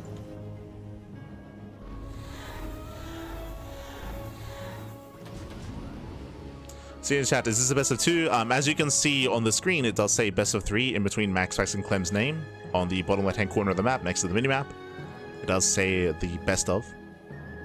So best of 3.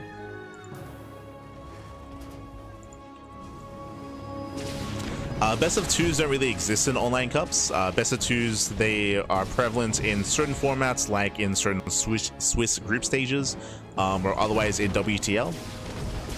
But best of 2s are not seen when it comes to online open cups. That wouldn't really make much sense.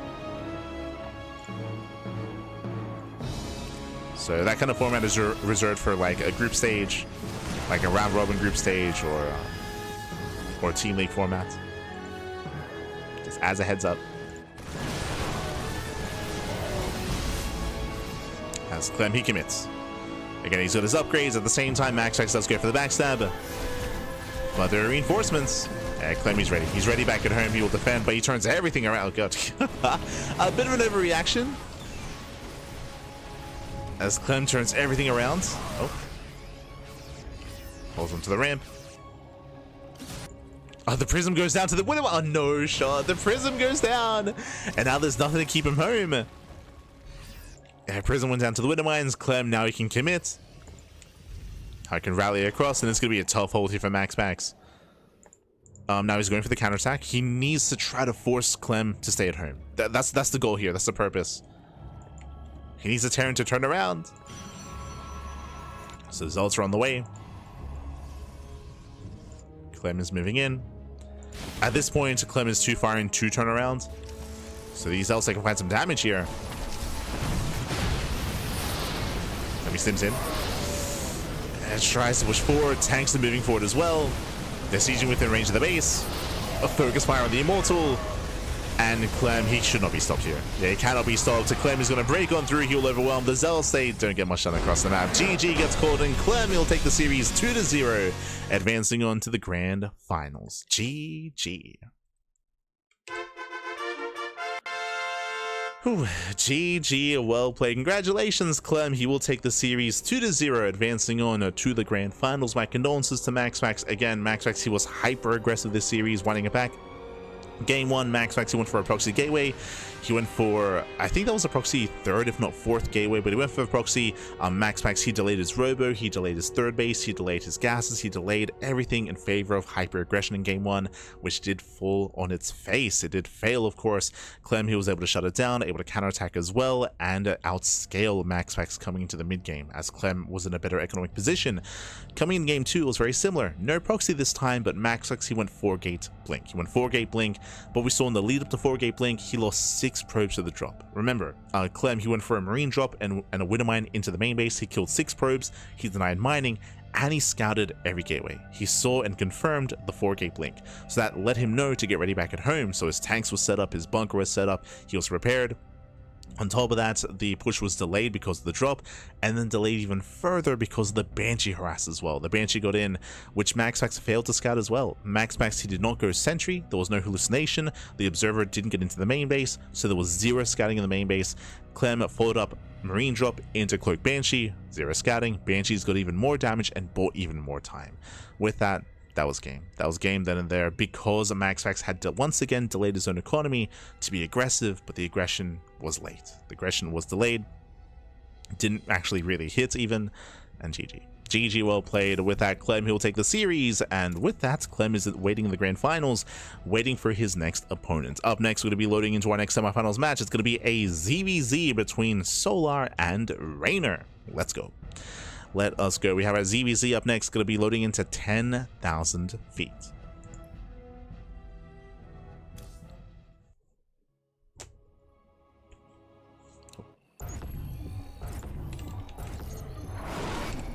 And spawning in the bottom right hand corner. So in the right hand corner of 10,000 feet, we have the South Korean Zerg player. We have the Red Zerg representing Team Falcons.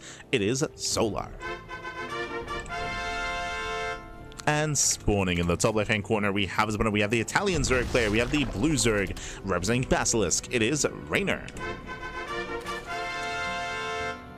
Here we go. Now, for those that are unaware, for those who maybe haven't been tuning into much StarCraft over the past month, over the past 2 months, Reynor, he is in South Korea. He's been there for quite some time. He went there, I want to say the week before RSL. Was it the week before Revival StarCraft League? But Reynor has been there for quite some time, and the plan, of course, is for Reynor to be there for what? For the upcoming RSL offline event in South Korea. For those who don't know, in December 13th, I think it's next week. No, sorry, this weekend. True, this weekend. This weekend, we have a major offline event happening. It is the Revival StarCraft League offline tournament, and there are open qualifiers at the venue. What that means is if you want to play and compete, the qualifier, the day 1 is open, but only the players that are actually there in South Korea. So Reynor, he did decide to go to Korea in the lead up to that to be a part of that offline event. So Reynor, he'll be competing.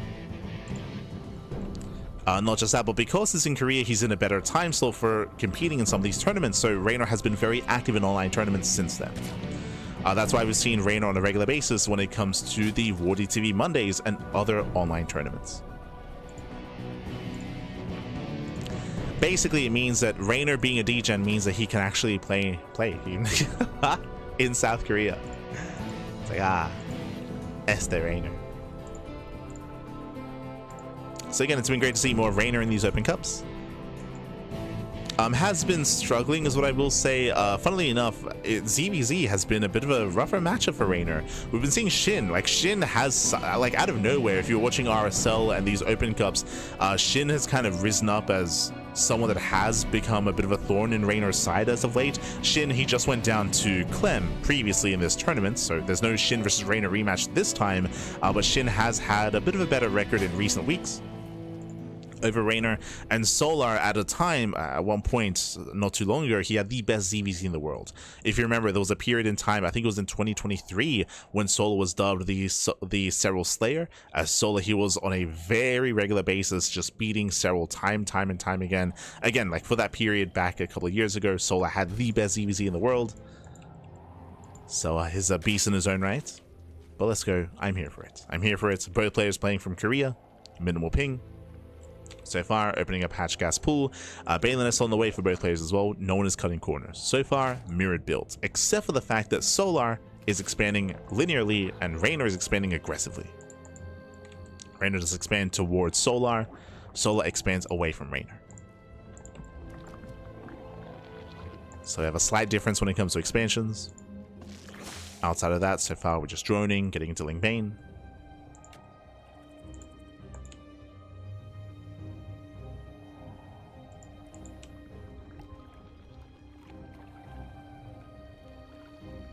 Ooh, early Roach Warren. Okay, Reynor does throw down the early Warren. With this, he can be more active. For now, we're still droning. Still droning, still saturating. Doesn't hide the Roach Warren, true, bear that in mind. Does not hide it. We have a much later Warren here for Solar.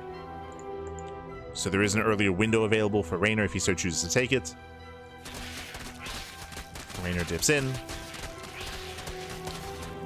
Solar, his Banelings are a little bit later though. Now waddling in. Solar, he does save his third. Saves his third base, zones away. We do have a massive wave of Lings coming out here from Reynor. No, sorry, from Solar. He's got 25 Lings, let's go. So here comes Solar's counterattack. He was forced to make all these Lings. And can he find damage? No defensive Banelings? Oh god, that should not have happened. Yeah, 0 Banelings already. Reynor caught with his pants down. Lings, they flood in towards the natural. They can catch the roaches. They can or they will. Yeah, Roach gets surrounded. Queen gets surrounded as well. This should not have happened. Ay, ay, ay. No! The manual detonation. Reynor. Ay, ay, ay. Not like this. And these things, they trade well. They trade well. They killed a queen. They killed a roach. Another queen goes down. Ay, ay, ay. Reynor, too much time in the rift, baby. Too much. Like so Solar trading well. Behind this, he does have a lower drone count. Now he's building up his roaches. Solar is building up his roaches intentionally so. Solar cutting workers at 39. More roaches are amassing. And Solar, he's not droning. He is not droning up whatsoever here. He's undersaturated at his natural, undersaturated at his third base. We do see that Reynor, he has droned himself. Reynor has been greedy, and Solo's going for essentially a 2-base all-in. So 2-base all-in, technically under a 2-base all-in as well. Like under 2-base saturation. More roaches are amassing, more Lings are on the way. And Reynor, no, he's still droning. No, 2 more drones. 2 more drones. We need to stop. Calm down, baby, calm down. We need to stop droning. Does spot some roaches. Yeah, okay. 9 roaches on the way, so Reynor looks like he has recognized that something is wrong. That something is amiss. So Reynor is making roaches, but will he make them in time? Solar does have that army supply lead. Reynor, he will scout, he will check under saturation. Now he knows. And now he confirms. But again, is it too late? Solar, he's coming. Spine coolers are on the way for Reynor. Getting his spine is nice concave, so Reynor, he has a better concave. Upgrades are a non-factor. Lings are trickling in. We do have a couple of A-Lings, and they will zone away. They zone, but no major connections. Yeah, no major connections. Lings, they flood on forward, and Solar, he has done it. He breaks through Reynor. GG gets called, and Solar, he will take game number 1. GG. Whew. GG, well played. Solar takes the lead. Again, Solar, he committed into a quote-unquote 2-base all-in, cutting workers early at 39. Reynor, he did drone up a little bit too heavily. Not just that, we had a really shaky early game there. Reynor had a really shaky early game. Reynor, he applied a lot of pressure with his Ling Bane. He applied pressure at the third base, but his Banelings were very late. He had the nest, but he chose not to morph in Banelings, and because he had no Banelings early to defend, he lost 2 queens, he lost a roach, he lost a lot of Lings as well, and he even manually detonated his Banelings by accident. So really shaky early game there at a Reynor. GG. GG, well played. It did unfortunately put Reynor in a position where he felt the need to drone because he did fall behind early. So he had a really shaky early game, so he felt the need to drone up to recover, but in the process of droning, he was vulnerable to an all-in, and that's what occurred. Is what occurred. GG, well played. With that, we're loading into Celestial Enclave, loading into game 2. And we'll see if we get another fast one. This is a very unique map and can lead to some more greedy play. We'll get into it. Spawning in the top right hand corner of Celestial Enclave, we have the South Korean Zerg player. We have the Red Zerg representing Team Falcons, leading the series 1-0. It is Solar. And spawning in the bottom left hand corner, we have his opponents. We have the Blue Zerg player. The Blue Zerg player himself representing Basilisk. It is Reynor. We go. As we are loading into game number 2 here, and welcome one all to Celestial Enclave. Celestial Enclave has a pocket base. It is a very unique map here. It has a pocket expansion available to you, a long rush distance by ground, very defendable on 3 bases. Because of that, we could see some gasless openers. It is not uncommon to play gasless, and what does gasless mean here in ZBZ? You can delay your gases, get faster queens, drone up a little bit harder, and wall off your ramp. Now, on this map, if you wall off the ramp early on and play into 2-base Roach, then you get a free 3rd expansion, take your gases, and then suddenly 2-base Muta is available to you. So you do have access to Muta play or Roach play. You can see here, Solar, no gas, no gases. So he is going for a gasless opener. And again, this is viable specifically on this map because of the ramp and because of the pocket base as well. So basically, Solar, he's cutting corners with this build. No link speed. No link speed is going to be available, so no rush into link speed. Instead, he has to defend with purely queens, slow lings, and a wall off with roaches. Roaches that come in later. Meanwhile, standard player to Reynor. Oh, does open up standard. So when it comes to our openers here, I do favor Solar unless Reynor can punish. It is not easy. There's a reason why Solar's cutting corners, because it is easier to get away with this on Celestial Enclave. It is harder to punish a greedy Zerg player on this map, so the pressure is on Reynor. Just purely because of the builds. Purely because of the builds here, so the pressure is on. You can see Reynor, he pulls out of gas. He pulls out of gas. He's a little bit more aware of what's happening. You can see Solar getting a 3rd base before any gas geyser. Again, hyper greed out of Solar, even before walling off. Usually you'd wall off first with like an Evo Chamber and a Roach Warren. But before any of that, he just expands. Solar, he saw the hatch timing, so he knows it was a standard build. And Reynor rushing into his own 3rd. So it feels like Reynor is playing catch-up. He's playing catch-up. He's going to try to beat Solar in a game of greed, but playing from behind. And Reynor should skip link speed. He should skip link speed here. It'll be a waste. It's better to hold on to it and get into upgrades, get into your Roach play. Gases are just now being taken for Solar. Now from here, Solar has options. He can either go straight Muta. He just goes straight Lair, straight into Spire, straight into Muta play, or with like a fake Roach Warren and a fake out. Or he can just go straight Roaches. He can just go straight Roaches and commit hard into Roach play. Regardless, he should get a Roach Warren. There we go. Roach Warren's on the way. Nice drone scout. But whether this is a Roach Warren for show or whether it's real and we're going to commit into it, yet to be determined. Ooh, that's a big tell. Okay, link speed is being researched. If you recall, I mentioned something. I said that Reynor should skip link speed, and he did, right? Like, link speed is a non-factor here. Based on the opener, based on the build, speed link should not be a factor. It should not be a consideration, but that is why it is an option, if that makes any sense. Like, because it's so common, if you open up gasless, you're skipping link speed and you're either going mutas or roaches. That is the normal thing to do, which means technically you can try to catch your opponent off guard by going for a massive link flood all in, and your opponent won't really see it coming. Reynor has no baneliness, and he shouldn't, because he's not expecting links. So Solar's all in. Solar, he's going for a link roach all in. You can see no lair. No lair, no extra gases. He's not playing Muta, he's not playing roaches, he's just going for one massive all-in.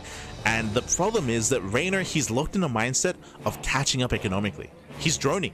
And because remember what we said, like Reynor, he's playing economically from behind, and he's trying to play catch-up, and he believes that Solar is also being greedy, but he's not.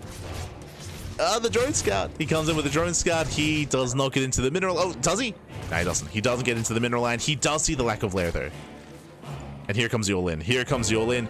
Look at the workers. Reynor, he's on 55 drones. He's now throwing down spine crawlers. He evacuates his third base. He's heavily droned up. And Solar, he's just all-in, baby. Yay. Under saturation in the main base. Under saturation at the third. The all-in has arrived. It's gonna be a tough hold for Reynor. Ah, no, he can pull the boys. He's got plenty of boys to pull. And this was just mind game city. Like, there was so many mind games in this. Like, so much strategic play came into this game from Solar. All the mind games, Fappy. With that, the boys are being pulled, the drones are going down, and Solar just snowballs out of control. He snowballs out of control from here. He just baited Reynor into droning. Made it look like he was being greedy. He was being anything but. And with that, this is critical damage. 23 drone kills. We're still rallying across the map as well. The roaches are being cleaned up. Kind of. Oh no, the lings. Zerglings, they trickle in. We have more lings on the way. Surrounds the roaches. Surrounds the roaches, locks them down. And fun fact, Solar has a higher drone count. He's dealt enough damage where Solar technically has the greater economy. So if Solar wanted to, he could just drone. And he is. There we go. Solar, he has dealt critical damage. He has not killed Reynor, but he's crippled him. Like, Reynor, he's on the ground, he's on the floor. And Solar, he just drones. He's like, okay. Like, we're done. We're good. Now we can drone up. Now we can get a lair. Now we can get a +1. Now we can work on upgrades. Third base will fall. And Reynor's in a rough position here.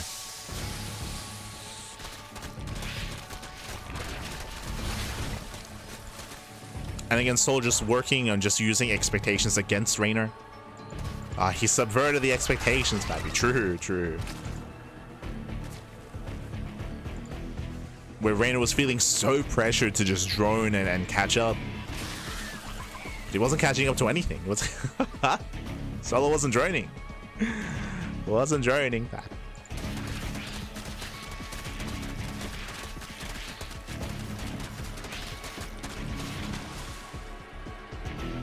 When behind, Aspire. Okay, let's go. So Reynor, he's forced into 2-base Muta, forced into Muta play. Going for the Spire. Fun fact, Solar also going for the Spire as well, except Solar has a better economy. Solar, he has better saturation, better mining. Mining more for longer. Overseer scat into the main base. Solar, he confirms the Spire of his opponent. Solar, he knows. Sees the Spire, sees the lack of third, or how late the third base is.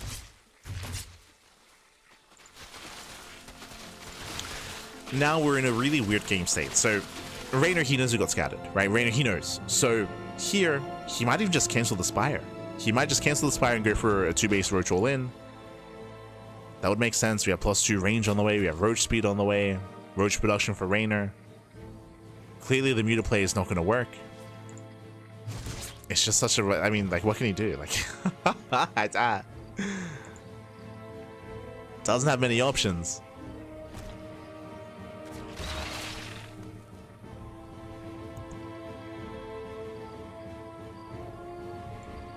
Yo, let's go. We got 2 mutas, so 2 mutas are on the way. That's going to be enough to zone away the Overlords at least.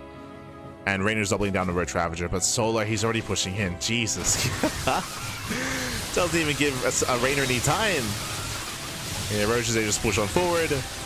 Better trade here for Solar. Bearing in mind, Solar has a better economy. So he's just out trading Reynor here.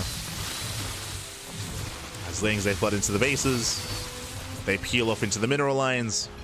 GG gets called, and Solar will take the series 2-0, advancing on to the grand finals. GG. Whew. GG, well played. Congratulations, and congratulations to Solar as it does claim the series. Does knock Reynor out of the tournament. Again, hyper aggressive series out of Solar. Game 1, he went for a 2-base all-in. Game 2, also went for a 2-base all-in. It was non-stop 2-base all-ins, but that's very reductive. Like, the reality is we saw a lot of mind games come into play. Game 1, for example, we saw that Reynor was the aggressor initially. Reynor, he was the aggressor. He applied pressure. He forced a counterattack at a Solar, and it was Reynor who was lacking banelings. It was Reynor who wasn't ready for the counterattack, and he got punished for it. He got punished. He lost his queens, he lost his roaches. He fell behind, and that's what we did mention, that Reynor felt pressured to drone up to recover after a rougher early game. And as he was droning, Solar wasn't, and Solar, he just committed into a 2-base all-in and just took it from there. Game 2, we saw a lot of mind games come into play. We spoke about it. We spoke about how Solar's build, it's very common to go gasless, to go into either mutas or roaches and build up into a greater economy, specifically on Celestial Enclave. And Reynor, he was expecting that. That's why he skipped Link Speed. That's why he skipped Banelings, because Reynor was droning up as hard as possible to play catch up because his opponent had a more economic start. But Solar was using that meta against Reynor. He was kind of metagaming Reynor, essentially, where the metagame on Celestial Enclave is to be greedy. So he knew that Reynor would be greedy and responded with an all-in instead. So in game 2, Reynor, he got metagames, and with that, GG. GG well played. Again, a lot of I would say like strategic play coming into the builds and decision making out of Solar. I feel like that's expressed quite a bit in ZVZ. GG. GG well played. With that, we now have our grand finals. It's going to be a best of 5. Best of 5 finals here between Solar and Clem. Let's go.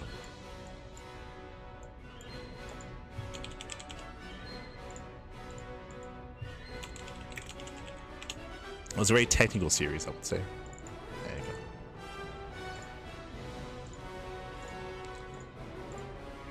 We have our grand finals. Oh, there we go. Best of 5 here. Clem versus Solar. Now, Solar, we did mention this previously, but in general, Zerg have been performing better coming into this patch and coming into this map pool as well. The maps and patch do favor and have been helping Zerg quite a bit just because of the shakeup of the meta. What do I mean by that? Well, in the previous patch and in the previous map pool, it was easier for Protoss players to turtle up on 4 bases. Much easier. It was very standard to, for example, see Stargate into a 3rd base, into +1 and Blink, into Storm, into a 4th, into Skytoss. That was very standard, very meta. I would say that ZVP was the most stale of matchups just because I saw that every single game, and it was very difficult to stop a Protoss from getting there, and often Protoss would force longer and later games getting into Skytoss. That is no longer viable on the latest patch and on the latest map pool. The bases are more open, they're more exposed, they're more vulnerable. Because of that, trying to turtle up on 4 bases, again, it's just less vibe. So we have seen a rise of early game aggression, mid game aggression. We've seen that kind of turtle tech heavy style die out, and as a result, players like Shin, players like Reynor, players like Solar have been excelling as a result. But this is a different matchup entirely here. ZVT. So we have seen Solar excel in ZVP as of late, but what about his Zerg versus Terran? Let's jump in. Let us jump in as we are loading into Mothership. Now, when it comes to this matchup, it's also shaken up quite a bit in the latest patch and map pool. We saw it with Shin series, Mutaplay, right? Mutaplay is a lot more viable here, a lot more accessible. No longer are you kind of constrained to Roach base openers, which was the meta for the past 2 years. I will say that was the most stale part about ZVT, is non-stop Roach openers and Roach styles. We saw that a lot from Serral, from Reynor, and from Zerg players alike. But now I would say that builds and openers have opened up into a much more variety here in ZVT alongside ZVP. I'm ready for it. Let's go. Spawning in the bottom side of Mothership, we have the French Terran player. We have the Red Terran representing Team Liquid. It is Clem. And spawning in the top right-hand corner of Mothership, we have the South Korean Zerg player. We have the Blue Zerg representing Team Falcons. It is Solar. Here we go. We have our fresh series, we have our fresh best of 5, and we did see Solar versus Bjorn earlier, and Bjorn was a lot more passive, is what I will say. He was very, very passive, and we saw Solar look insanely comfortable. He was very, very comfortable, Solar, getting up to his 4 bases, getting up to 80 workers, gaining map control, and snowballing out of control with his Lingbane Hydra into Lurker tech. Bjorn had a really hard time asserting himself early on, and we saw the stark contrast with Clem versus Shin, where every game Shin was trying to cut corners, trying to be greedy, trying to go into Mutaplay, and Clem punished him time and time again. Now, Solar didn't touch mutas in his series, and likewise, he had a much more comfortable start. We'll see how Clem will approach a much more standard Zerg player who might not really get into any kind of Mutaplay. Yo, shout out to Solar. Subscribe to the tuna, papi. True. Oh no. Awesome YouTube unsub. Shin YouTube sub. True. Let's go. Shout out to Solar for supporting the Korean YouTubers Ryung and Shin. Let's go. Este Solar. Shout out to Clem for also supporting Solar and saying to unsub to Hearthstone. So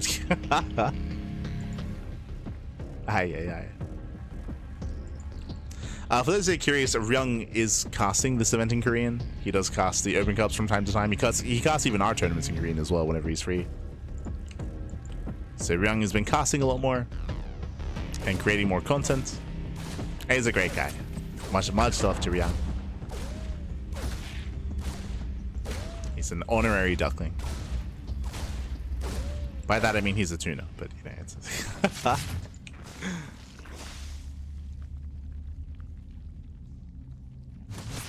so now Clem is going to be zoned away.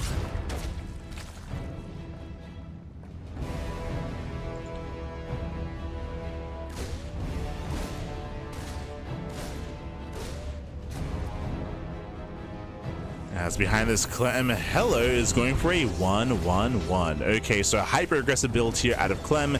This would punish Solo if he was being a little bit more greedy. If you remember, Clem also went for a 1-1-1 against Shin on this map, and he was able to shut down Shin's mutaplay. But as we can see here, Solar, he's droning, he's saturating, he is not rushing into earlier gas production or earlier gas income, earlier gas mining. Solo looks like he's playing standard. He's not going for a fast lair.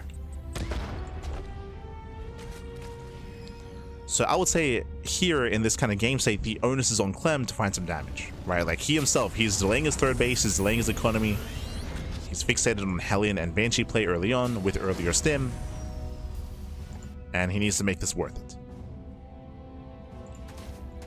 So the pressure's on Clem. We'll see if he can. We'll see if he can find that damage.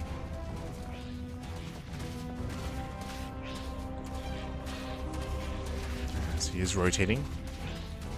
Meanwhile, it is going to be Evo Chamber first here out of Solar. If you remember, he went Evo Chamber first at both games against Beyond. This is for an earlier Carapace. Ooh, this Reaper does get shut down. Of course, Carapace being the most important upgrade when it comes to versus Bio in ZBT. So upgrade's going to be on the way. This isn't too greedy. A greedier build here would be double Evo Chamber and double upgrades. Here it's only one. Only one Evo Chamber, only one upgrade in towards Lair Tech. This is still greedy, just not the greediest you can go for. What's the downside? The downside is that your Lair is going to be later, and as a result, your Overseer Scout is going to be later, and your Bailing Speed is going to be later as well. So certain lair tech options are delayed. So later scouting, later bailing speed, but faster +1. And leads into faster upgrades in general. So we'll see if Solo can get away with it. It means that if Clem were to go for an early Hellbat push and early sim timings and early hyper-committed builds, then Solo will be in danger. Now Hellions, they attempt to dive in. Nice movement here by Clem. Trades well. Shuts down all the Lings. Hellions get roasted. He's making his way into the middle line. 3 Hellions do get in. Ooh, Evo Chamber's not in time. Oh, now the drones! Oh my god, they're getting roasted. Yeah, 3 drones going down. Oh, some of them line up. Getting up to 4. And Clem trades well. Doesn't do critical damage, doesn't kill. There's a chance where he could have killed everything here. 5 drone kills in the end. Banshees, they hit the natural. Finding more damage. Getting up to 6. Oh, Spore does reposition. Getting up to 7. It's going to be 8 drone kills. I was curious to see. 22 Lings have gone down to the Hellions and Banshees. Overall, better trades from Clem. So far, so good. But remember, Clem needs to find some damage because his third base is non-existent. Oh my gosh. Alright, no, there it is. So third base is now being landed. Again, it is a delayed third base. So Clem, he had to find some damage, and he did. I wouldn't say he's done enough to cripple Solar, but he's done enough to make his opener worth it. To gain some momentum, to gain some map control. And now here comes the earlier stim timing. So stim is ready, medevacs move out. You can see here that the Bailing is just now finishing. As a result, Bailing speed again is heavily delayed. That's the downside of going into +1 carapace. Chop is moving in. He's going for it. Does find a queen, not bad. Queen barely does not go down. Okay, never mind. Solar holds. Solar defends. So nice defense here by Solar, barely saving that queen. Clem securing his third. Second factory's on the way. This tells us that Clem is macroing. That means macroing up, he's getting into a fourth CC.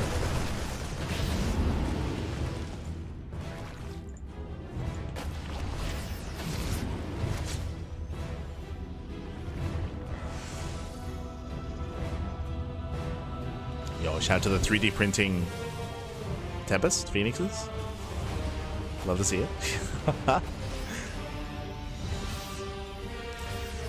But so far, Solar's keeping up. Solar, he's had a bit of a shaky early game, but he's keeping up for the most part. He's expanding, he's droning up, getting up towards 80 workers. Right now, the pressure's still on Clem. He's going for a split push. And we'll see if Clem can break Solar. Can he break him? Oh. Distracting on the right. Banshee's a hit on the left. Drop into the center. And the Banshee's there finding some damage.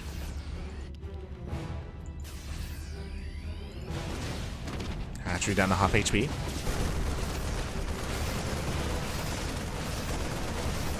I'm going for the center expansion. Does pick up in time. Ooh. That's an okay mine drop. Hatchery's down to less than half HP actually. Okay. Hatchery's getting low. But Solar should be able to keep up. He has plenty of Link Bane on the ground. Solar is in position. He's keeping up with the drops. He maintains his economy. I spoke too soon. Using a couple of extra workers.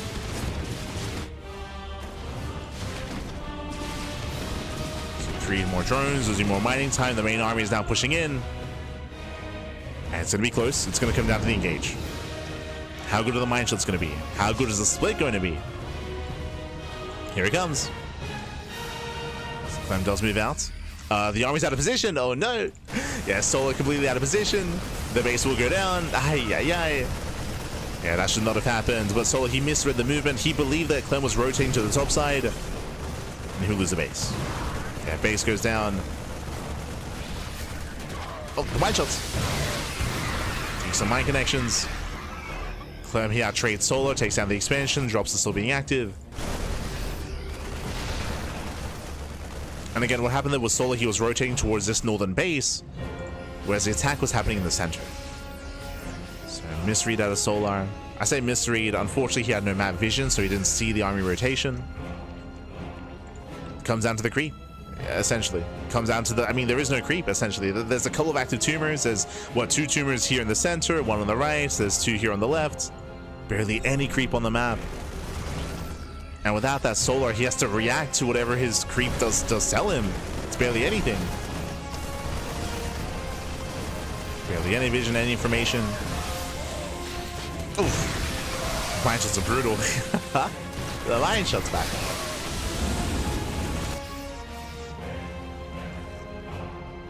And Solar, he's up against the wall. Like Solar, he's barely hanging on here. Ooh, Baling goes down. No Balings left. They're going to be denied. We're getting to the middle line. GG gets called. The natural is broken, and Clem takes game number 1. GG. Whew. GG, well played. A very strong start here from Clem. Again, Solar, he was keeping up for the most part when it came to the army movement and when it came to dealing with the drop play and drop harass. But as we were emphasizing towards the end, Clem was doing a great job when it came to denying creep, when it came to focusing down tumors, denying creep, denying vision, and keeping Solar's map awareness at a minimum. Which is why when eventually the main army pushed, we saw that Solar wasn't ready. He was out of position. Solar, he was completely out of position for the main army because he saw nothing, because he had no creep on the map. GG. GG, well played. Whew. Clem did overwhelm, and Clem takes the lead. And we'll see if Clem can extend that lead or if Solar can bounce back. As we load into game 2, load into Winter Madness.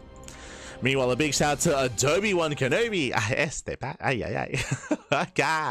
Gracias. Thank you so much. Thank you so much for the raid. Hope you had a great stream. Hope you had a great ladder session. Hope you had a great time. And welcome one and all to the WardiTV Monday number 63 finals. We're here in the best of 5. We just finished up and wrapped up game 1. Now we're loading into game number 2. And spawning in the top left-hand corner of Winter Madness, we have the French Terran player. We have the Red Terran representing Team Liquid. It is Clem. And spawning in the bottom right hand corner, we have as opponent, we have the blue Zerg player. We have the South Korean Zerg representing Team Falcons. It is Solar. Here we go.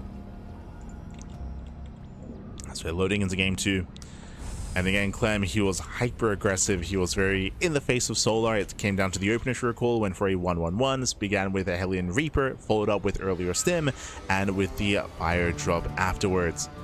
And yes, Solar, for the most part, he was minimizing losses, but he was unable to maintain his creep, unable to maintain his map control. And Clem took full advantage. Did take full advantage. And now welcome to Winter Madness. Winter Madness is one of the other larger maps of the map pool, very large map, much more defendable as well. We could see Clem even play standard on this map instead, going for a faster 3rd CC into a 4th base as well. The 4 base setup here is very defendable, so we could see Clem embrace a longer macro game. We'll see.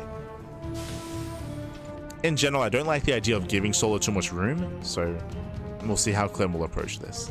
At the same time, because this map is so large and because it can be so defendable, I would say that Muta play is a lot more viable here, and we do see a lot more commonly on Winter Madness. We've seen a lot of Muta play already this tournament, this broadcast, but we actually haven't seen Solar go Mutas in a ZVT yet. Didn't do it against Beyond. He might just not be fond of it, period. We'll see. We shall see.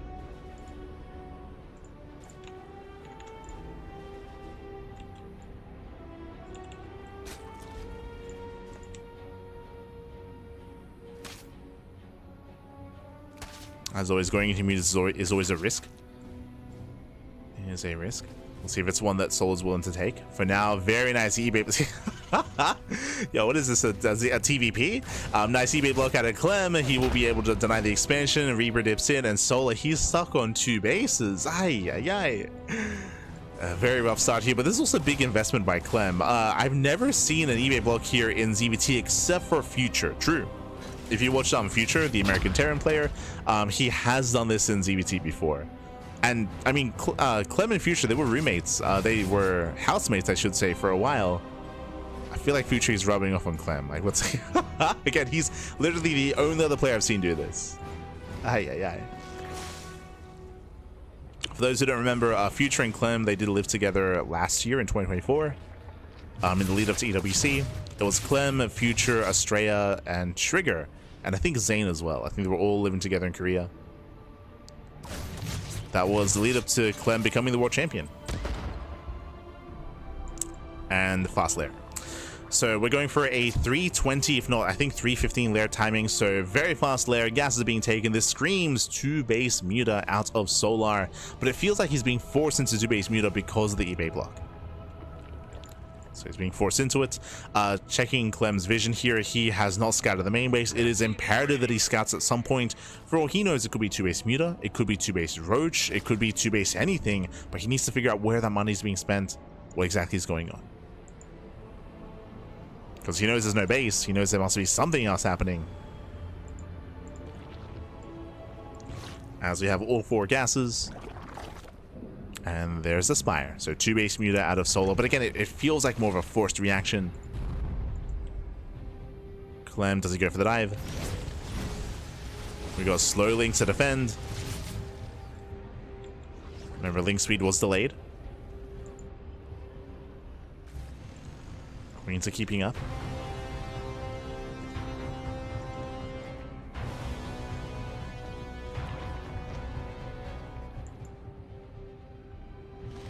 As the Spire is almost halfway done.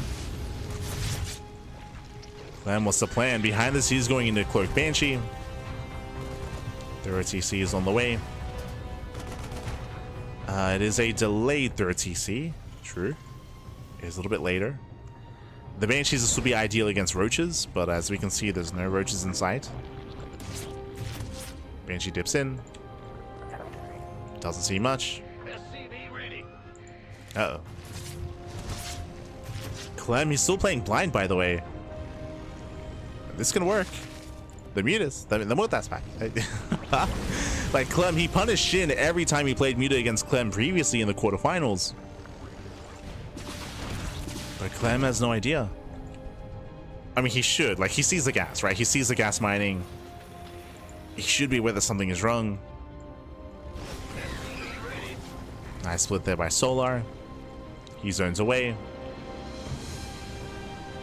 And the mutas are about to pop. And there are no turrets back at home. There are plenty of Marines at least. As mutas, they are revealed. The mutas reveal themselves. There we go. Now we have the turrets being thrown down, but delayed reaction here by Clem. At least he's aware. As Clem, he will lose map control.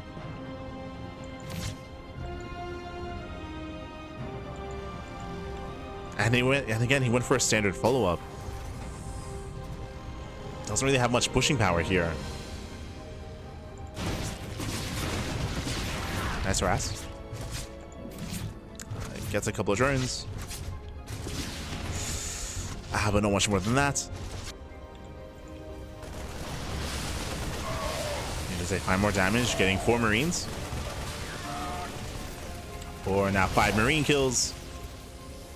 Going into the main base. There's no turret protecting the production. More SCVs going down. And this is getting out of hand. This is getting out of hand here. 5 SCV kills. Shin, he never found this amount of damage, but again, a big part of it is a late scouting, late reaction. A more conservative build as well as the follow-up. Solo not looking too bad.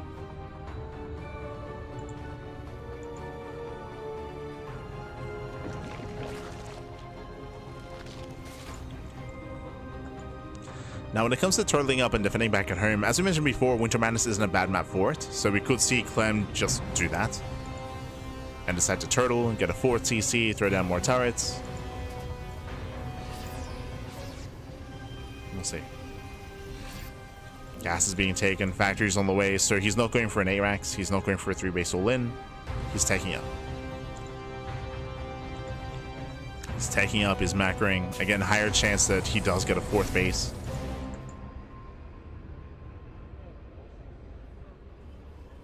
And Solo's looking good.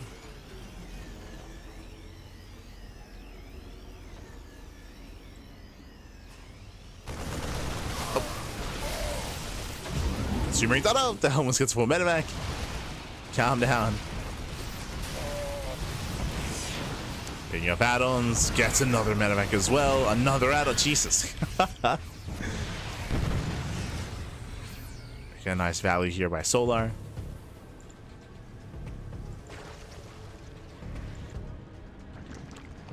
Home, getting up to 80 workers, past 80 actually. Infestation bits on the way, and the end goal here for Solar, he's got one of 2 choices. Either he just goes mass muta and doesn't stop making mutas and has some link main support, or he does make a hard switch into ultras. We'll see where Solar takes us. As he's just bullying Clem at this point, so we do have 17 mutas, soon to be 20. As eBay goes down, denies +2.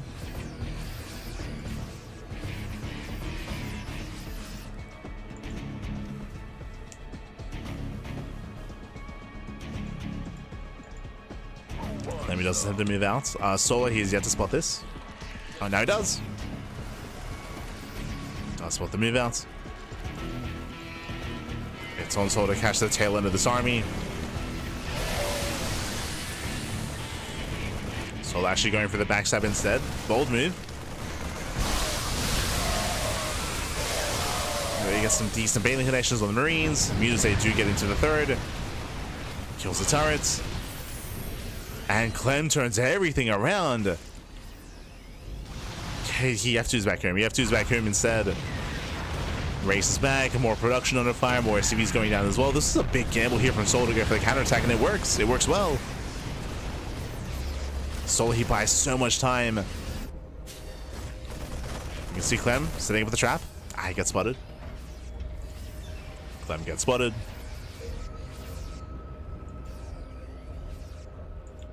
Solar's things are coming.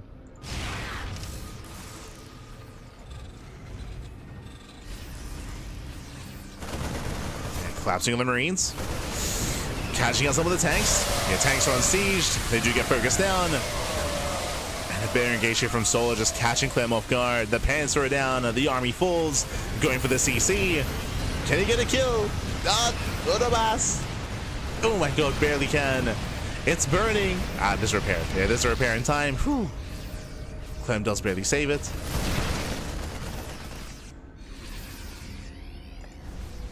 Saves the expansion. But still does a better trade for Solar. We spoke about it. We spoke about the options, and it is going to be the switch into Ultras. So it's going for the Ultra switch.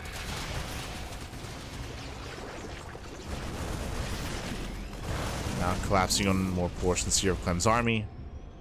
It doesn't commit in.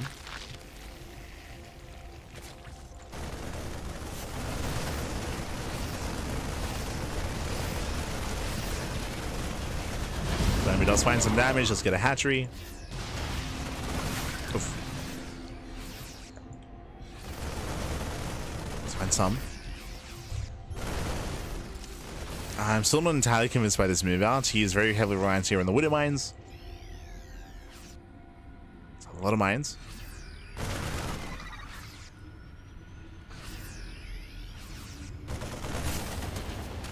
Solar collapsing on the drops instead.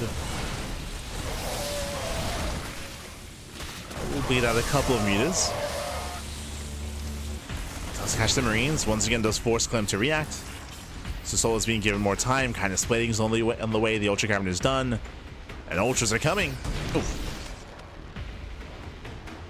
Remember, at this point, we're done with the meters. It's soon going to be all about the Ultras. Soon.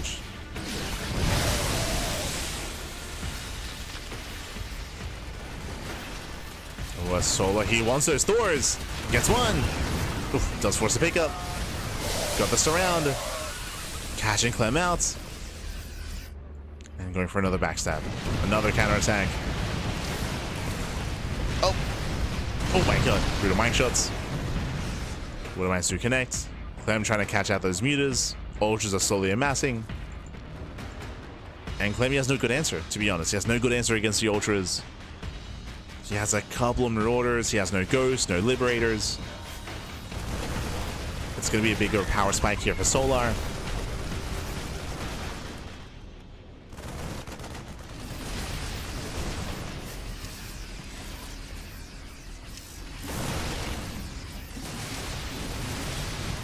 So he's moving in. Nice door shots. Shots to zone away. Oh my god, gee, that's not my job. They brutalized the Ling Bane. Yeah, Ling Bane just evaporates to the Widow Mines. Clem, he can break through. Doesn't have the best army against Ultras, but if there's no Ling Bane support, then sure he can make this work. He can still make this work. Ultras being focused down. Marines survive. And Solar's in trouble. Solar's in trouble. Base goes down. Ultras go down. One bad fight, sometimes all it takes. Up. Up. Oh my god, speaking of the Widow Mines. Yeah, Widow Mines are resetting. More mine shots are popping off. Oh my god. Painlings are shut down. Not again. No. Calm down, Pat. So many mine shots. Soul does hold. Does hold on. Chasing down the Medivacs as well. It's a very Medivac heavy army. But Solar survives. That was 109 Lings going down. 109 Zerglings. 2 Ultras. Get a very efficient trade here for Clem.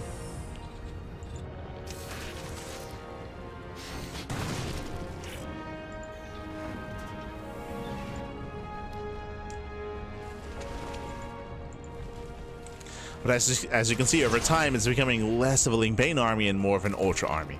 It's building more Ultras. It's going to be less susceptible here to Widow Mine shots. At least a little bit less. Final mutas are being thrown away.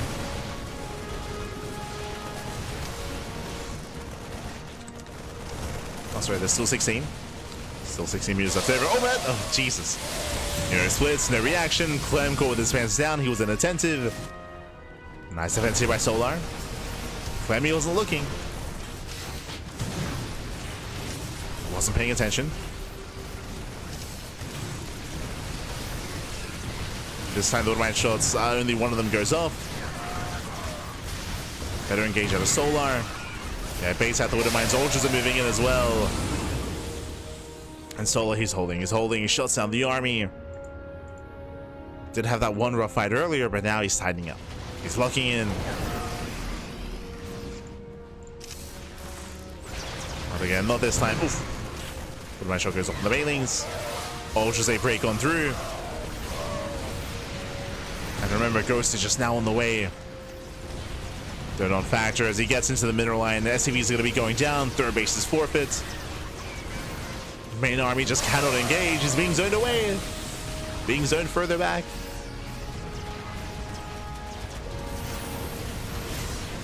And Solar's so close to just breaking Clem. I mean, he has done so. 14 dead SCVs.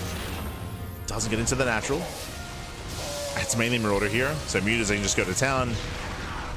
You see Solar switching back into muta play. That's a bold move. But now up to 20 mutas.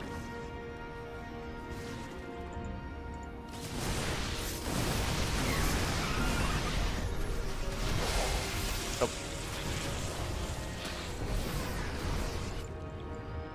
And Clem just pulled apart. He does have 2 fresh mining bases, 2 planetaries, but they are so spread thin.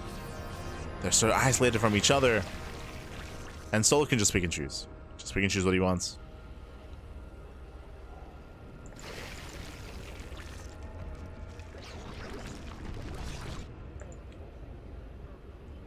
Where are we headed? What's the plan?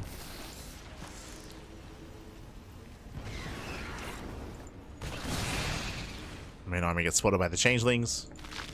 Solar sets up for the base on the right hand side. Oh. Distracted by the drop. Okay, nice drop. 6 drones. Nice shot goes off. Marines, they drop into the main. Yeah, an awkward defense here by Solar. Mutas, they head back in. They do cause a distraction. Ultras, they head for the planetary. This planetary will go down. Does survive with the SCVs at least. Does pull away. Workers get out. Mutas, they bust into the main. Going for the production. Nice bailing connections. And we're trading bases. The banks are quite comparable. But Mutas, they get into another middle line. No anti-air. There's 0 anti-air here. No Widowmines, no towers, no nothing. More dead SCVs. Clem is getting cornered. As Mutas, they collapse in. Yeah, they just collapse on the army. Oof. I'm desperately trying to get away. But a chaotic fight here for Clem. Getting caught out. Yo, we got a drone in the mix as well. Let's go. Bailey, they crash into the ghost with that. There's barely a standing army going for the final base. The last bastion here of any kind of mining for Clem. And he will lose it.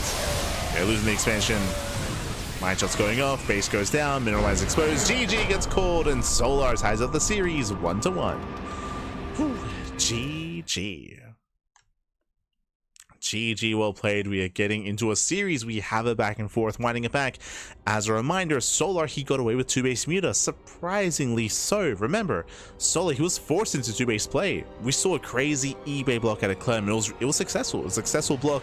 He denied the expansion. He contained Solar on 2 bases, and Solar, he was forced to take his gases, get a lair, and go for a 3-15 lair timing, rushing into 2-base muta, which did go unscouted. The mutas did a surprising amount of damage. They were killing SCVs, killing workers, keeping Clem busy, keeping him pinned back. And that was on Clem. That was on Clem for not to confirm what was happening. In the follow-up after the eBay block, Clem went for a standard build. Standard builds, so light aggression, light harassment. He was just building up into a 3rd base instead. And he failed to punish. He failed to punish Solar. as he had no idea what Solo was up to. It almost looked like he was assuming Solo would play Roaches. It almost looked like he was getting ready for Roach play just because he went into Banshee play as a follow-up. And alas, he was unable to confirm. Muted a gain map control, and Solo snowballed from there. GG. GG, well played. Did have a bit of a back and forth mid game. If you recall, we did see some better fights for Clem, that is true, but for the most part the Mutas gave Solo enough breathing room to get more bases, build up a bank, have a better economy, and afford some of the worst trades. Here we go. Here we go. With that, we're getting into game 3. Going to be loading into...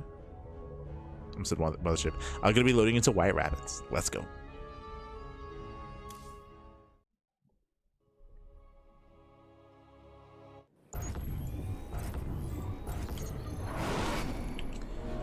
As we are loading into our next game and spawning in the bottom left-hand corner of White Rabbits, we have the French Terran player. We have the Red Terran representing Team Liquid. Being forced into a tied series, it is Clem.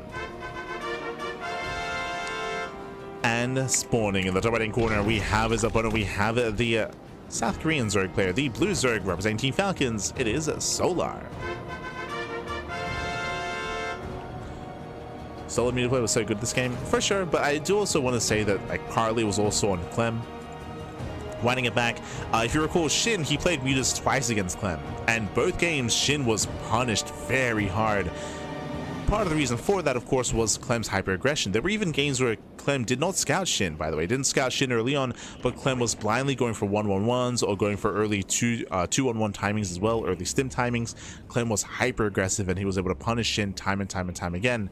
In that last game, as I was trying to emphasize, Clem played standard. He did not follow up with an aggressive build, so Solo got away with his Muta play. The 2-base Muta, he was able to get away with it, able to gain map control, and look so much more comfortable.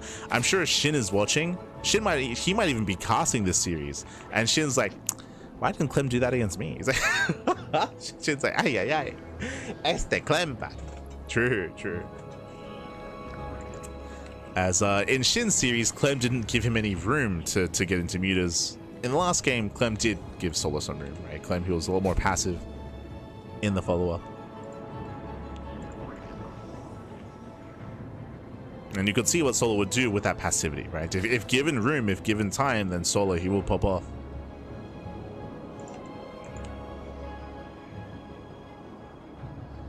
But here we go. Here we go.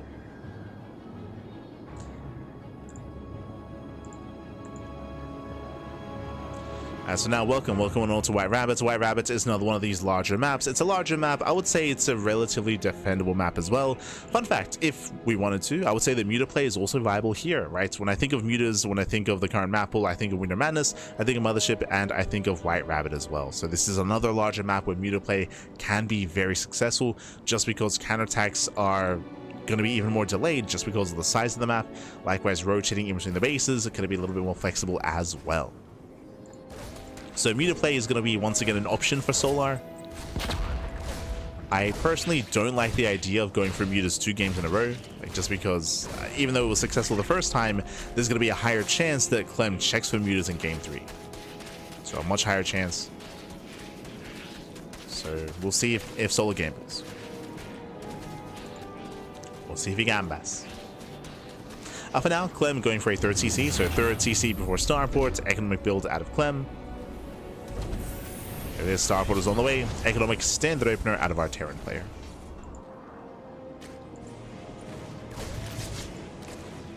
Meanwhile, Solar, he's droning. You can see the Solar, he does not pull back into gas. So it doesn't pull back in, no fast lair, no 2-base Muta. So both players are calming down, both players are playing standard.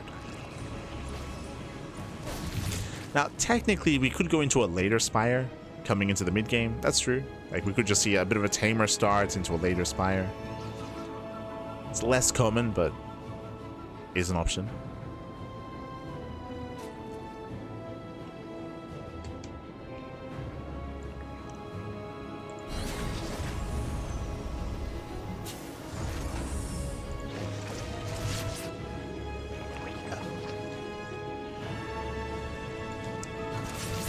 Clem is rotating. Oh, get the tumor, not bad.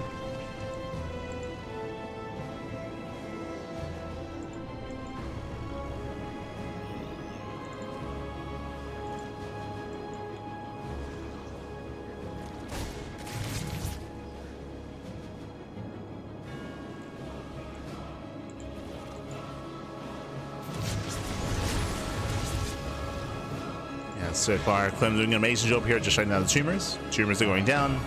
It's going to be a 4:20 lair timing. A little bit earlier than normal. Okay. Only by like a couple of seconds. But is going lair first. For the first time this series, I mean, kind of. Sure, last game we did see 2-base Muta with a really fast lair timing. But we've seen Solo very commonly go for earlier Evo chambers. Not this time. Lair first. Second gas geyser is on the way. You have my attention. He's taking his gases. I don't see an Evo chamber. I don't see a Baneling nest. This could still be Mutas. Just later.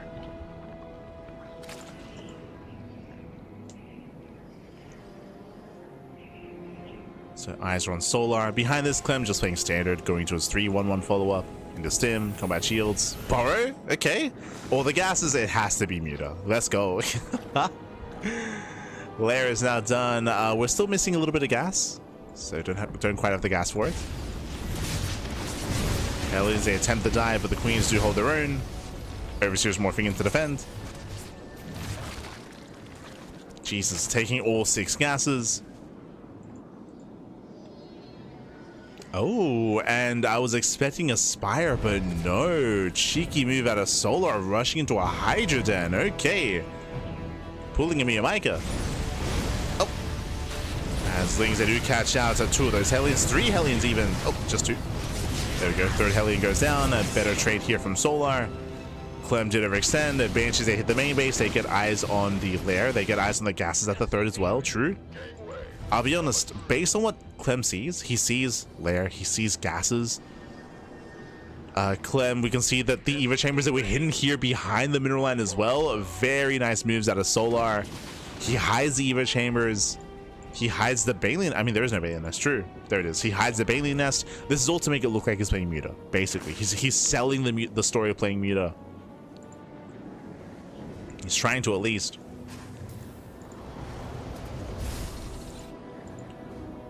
Meanwhile, Clem is building up his bio. He's moving out.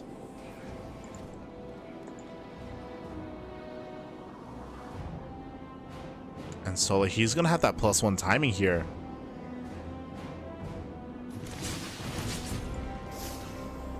Clem sims in. Flush Use saves the Queen. Hydras are revealed. Now he knows. Yeah, now he knows instantly tank production. Again, you don't want Widowmines here against Link main Hydra.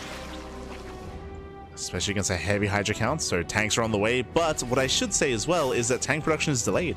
It has been delayed here because Clem wasn't sure what was going on. So late second tank. Nice pickups here against the Lings. But again, things looking very intense. Solo he did drone up all the way up to 85. Droned up heavily, and now it's time to just crank out nothing but Lings and Hydras. Again, that's a lot of Hydras, more than usual. It's a very heavy Hydra composition.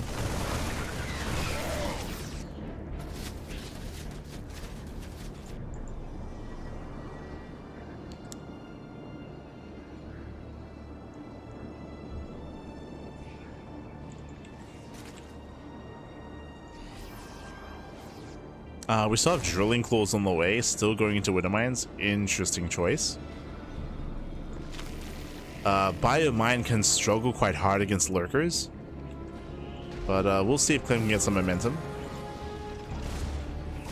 Clem is moving in. Sims forward, no Banelings. True. Yeah, Banelings, they're just not finishing up, but they're trickling in. Nice target firing, very nice target firing here out of Clem. He breaks through the Banelings. Gets on top of the Hydras, and Clem, he might just break through here and now. He might just break through. It's getting close. Lings trickle in. Tank is gonna fall. And takes out the tank, and Solar barely does hold on. Whew. And again, Solar's big power spike, Lurkers. Lurker Den is on the way. Hive is on the way. Solar, he's almost there. He's almost there. And again, Clem's army is not built to fight against Lurkers. He's got Marine Widowmine. It's a very fragile composition. Very fragile. It's very much so a glass cannon.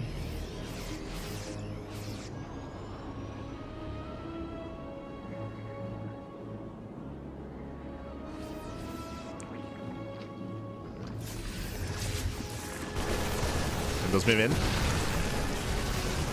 Smasher going up. Oh. Tries to bait out the other two. Clem is moving on the right. Once again trying to break Solar.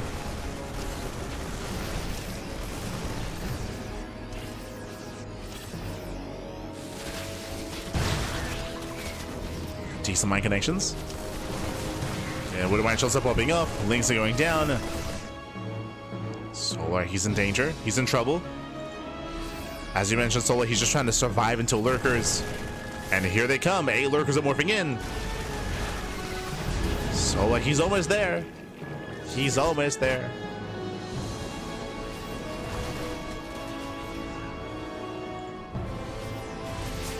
Enemy rotates to the center. Widowmines are moving in, but lurkers have arrived.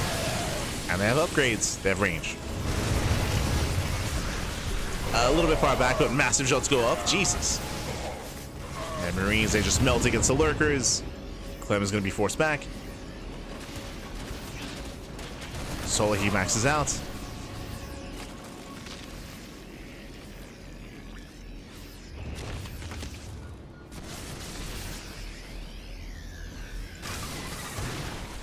Oh. Oh my god. There's so many Widowmines. But hey, the lurkers are here to deal with them. Here to clean up. Rock knocked down. Solar, he can rotate and keep up with the pushes. Cannon, he does.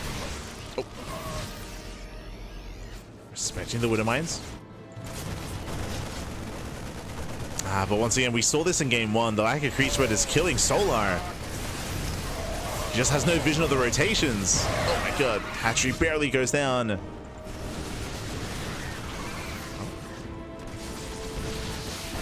Solar still holding on. Still does save his 4th at least.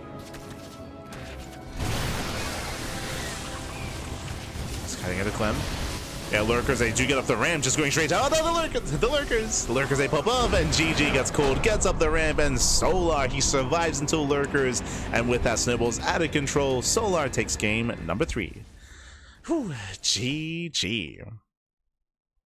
Solar, once he built up into lurkers, again, Clem was just outscaled. We did mention it at the time, but Clem, he was hyper committed by going into Marine Widowmine. He just did not really have an army that could fight the lurkers. His goal was to kill Solar before they really came into play. He failed to do so. Failed to break Solar. We saw that Clem was building up into Ghost towards the end, but it was too little too late. Again, just very delayed Ghost production, very delayed tech out of Clem. GG. GG, well played. Whew. And Solar takes the lead in the series, and we'll see if he can take it from here or if Clem can bounce back and force the ace match. Let's go.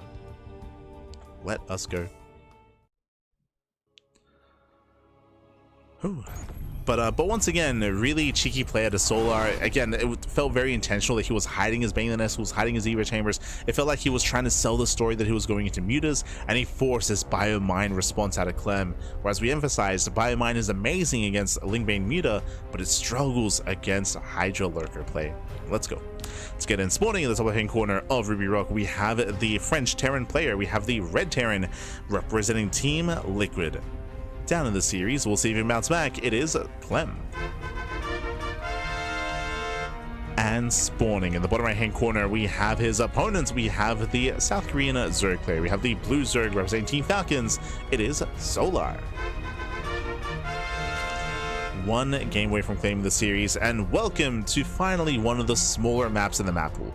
In general, the map pool is very large. It's very large. I'm referring to Celestial Enclave, referring to the Old Republic, White Rabbits, Celestial Enclave, White Rabbits, not 10,000 feet, the other one. Winter Madness, there we go. Winter Madness. Title Citadel. There are, well, Mothership, true.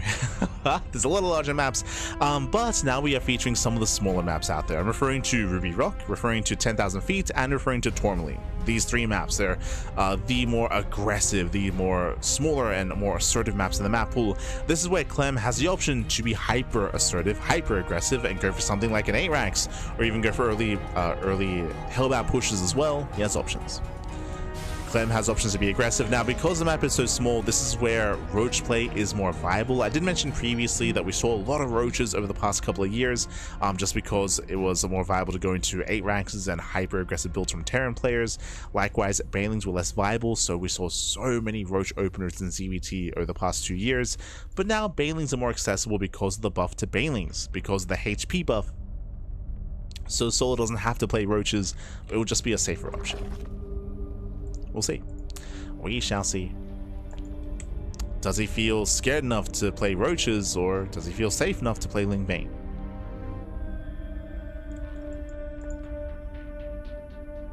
For now, going for the third.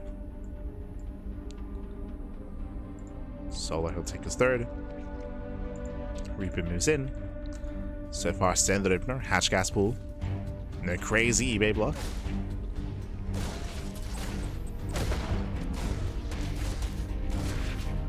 Nothing crazy. Clem does catch one of the blings. Not bad.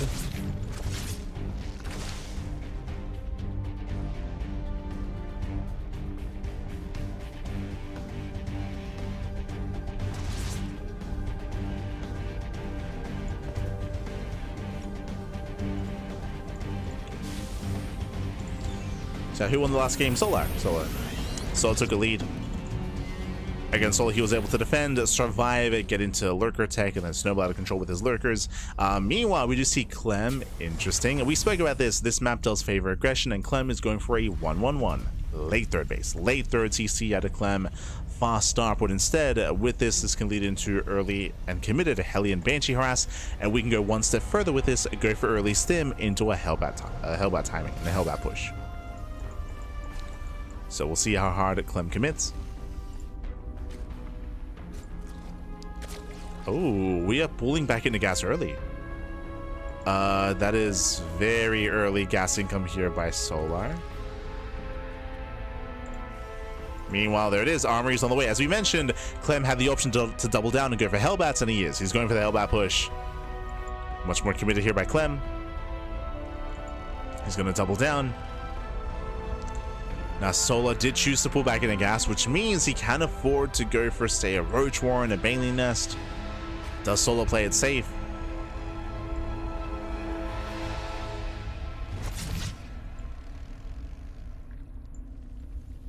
No shot, he goes for a lair. He has the gas for it. He has the 100 gas.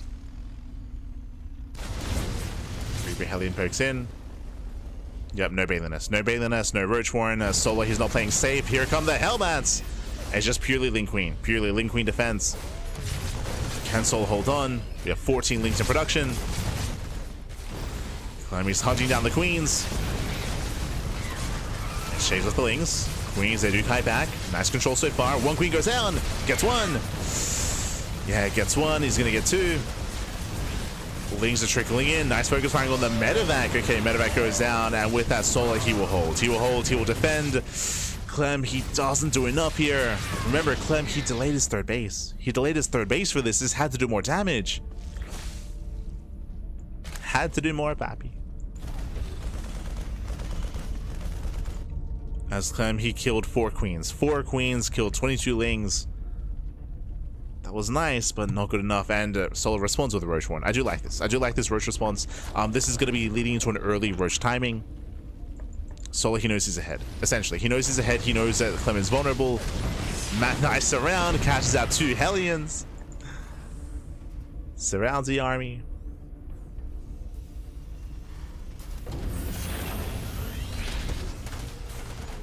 And Clem is in danger.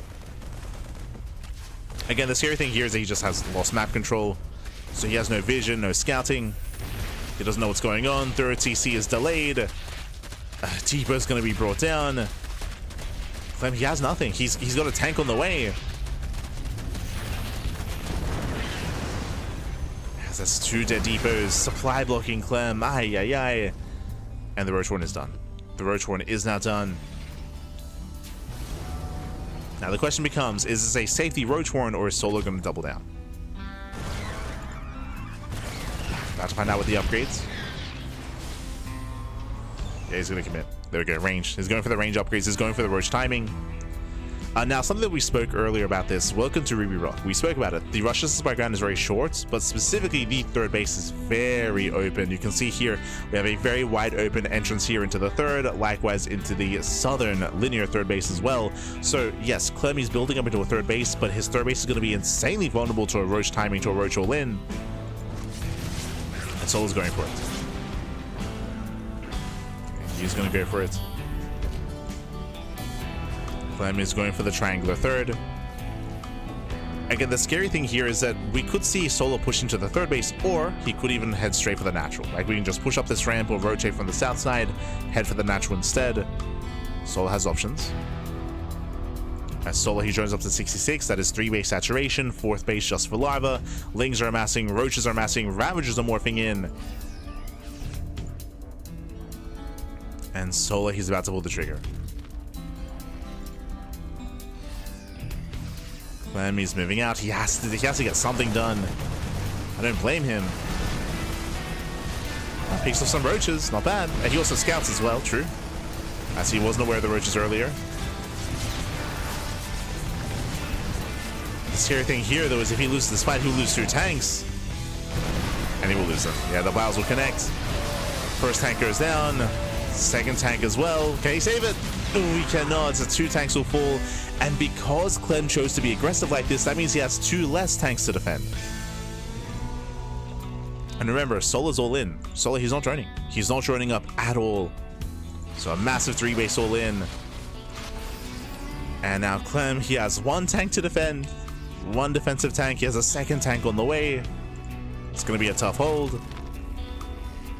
Solo, he rotates to the natural. Tank is out of range.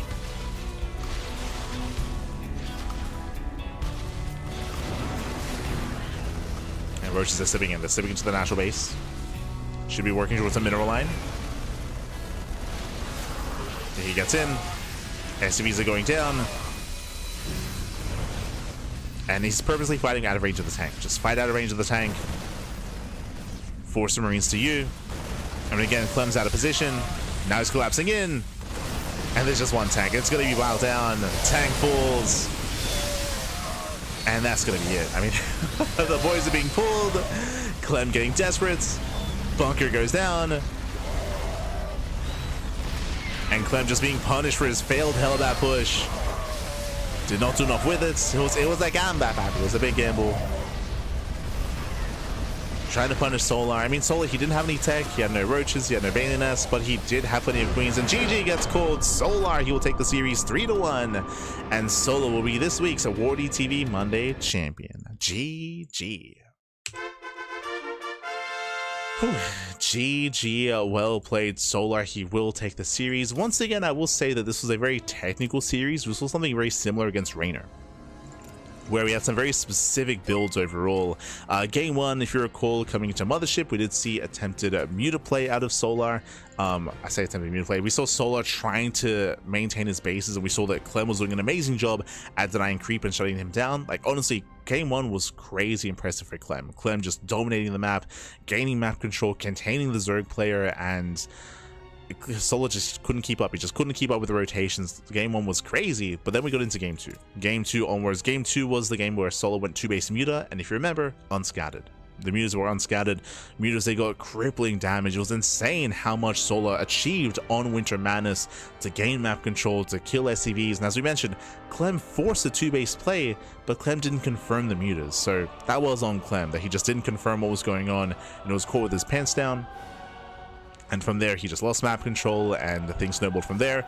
Game 3, we saw Fake Out. We saw Fake Out's attempted Mutaplay, but instead going into Mass Hydra Lurker. We saw that Clem, he was late to scout, late to realize he was already locked in towards Biomine, and he failed to kill Solar. Solar, his win condition was defend, survive until Lurkers, and he got there. He was able to survive until Lurker tech, as Clem was kind of baited into a longer game with Biomine. With that, Clem was shut down. And then we had Game 4, of course, where Clem, he went for his own aggressive build. It failed, and it was game from then and there. It was it was just failed aggression, failed hellbat push, GG, well played. And again, a very technical series. We didn't really get to see much like quote unquote standard play, but just a lot of very hyper specific builds on each map. A lot of fun, very dynamic series here between Solar and Clem. Meanwhile, a big shout out to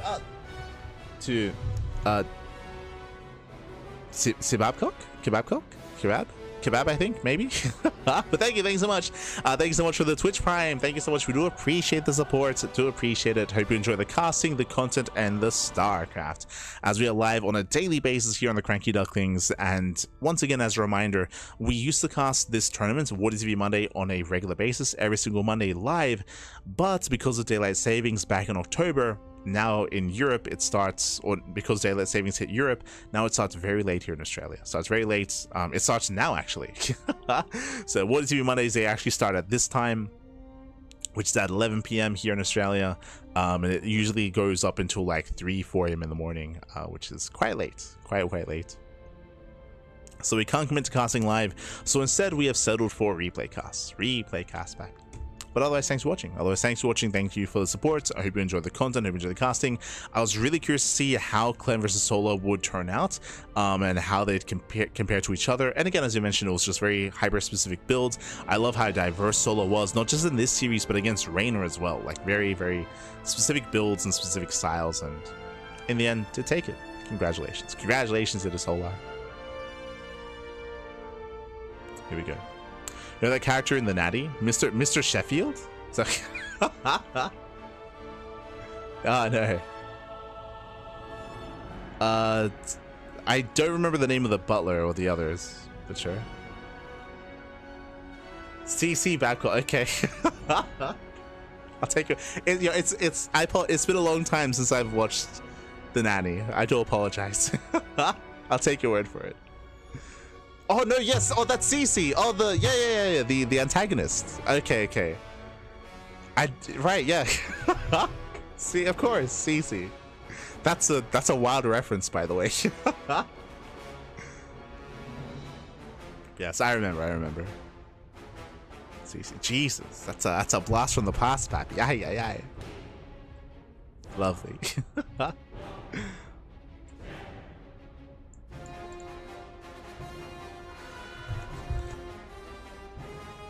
But with that, thanks for watching. Thanks for supporting. I hope you enjoyed the content. I hope you enjoyed the casting.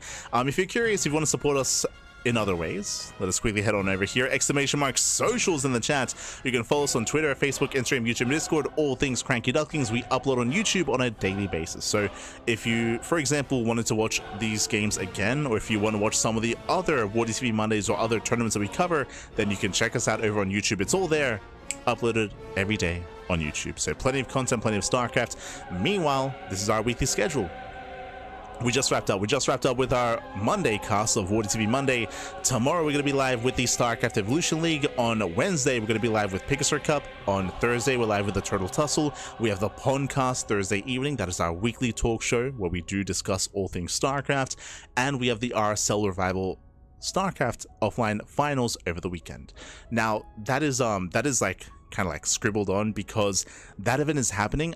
I don't yet know if we have permission to co-stream. We did have permission to co-stream season 2 and season 3 and season 1 as well, like the online events, but I will have to confirm if we can co-stream the offline events. So I'll have to reach out to Gemini and to those at RSL. If we have permission, then we'll be casting it. If not, then we'll just watch. We'll just watch here instead. We'll watch from the chat, from the chat. So a little bit tentative on whether or not we cast RSL. We casted the previous seasons, but a little bit tentative about this weekend. But regardless, it'll still be there, and I do still recommend you to support the events, support the organizers, support the tournament. If you're a fan of Reynor and Maru and Hero and Classic and Zaun and all the others are all going to be competing over that weekend. They'll be competing. So do check it out. Otherwise, if you want to support us monetarily, you can do so via Patreon. !Patreon in the chat. Our Patreon is designed to fund our tournaments on a regular basis. Sparkling, Tuna Cup, Sea Duckling Open, Macedon Open, all of our events are funded via Patreon. Bearing in mind as well that because of RSL this weekend, we will not have a Tuna Cup on Sunday. It's going to be moved to Tuesday. So the Tuna Cup has moved to Tuesday instead, just to accommodate for the Revival StarCraft League. So our weekly event has moved over, just as a heads up. It's still going to be there, just a couple of days later.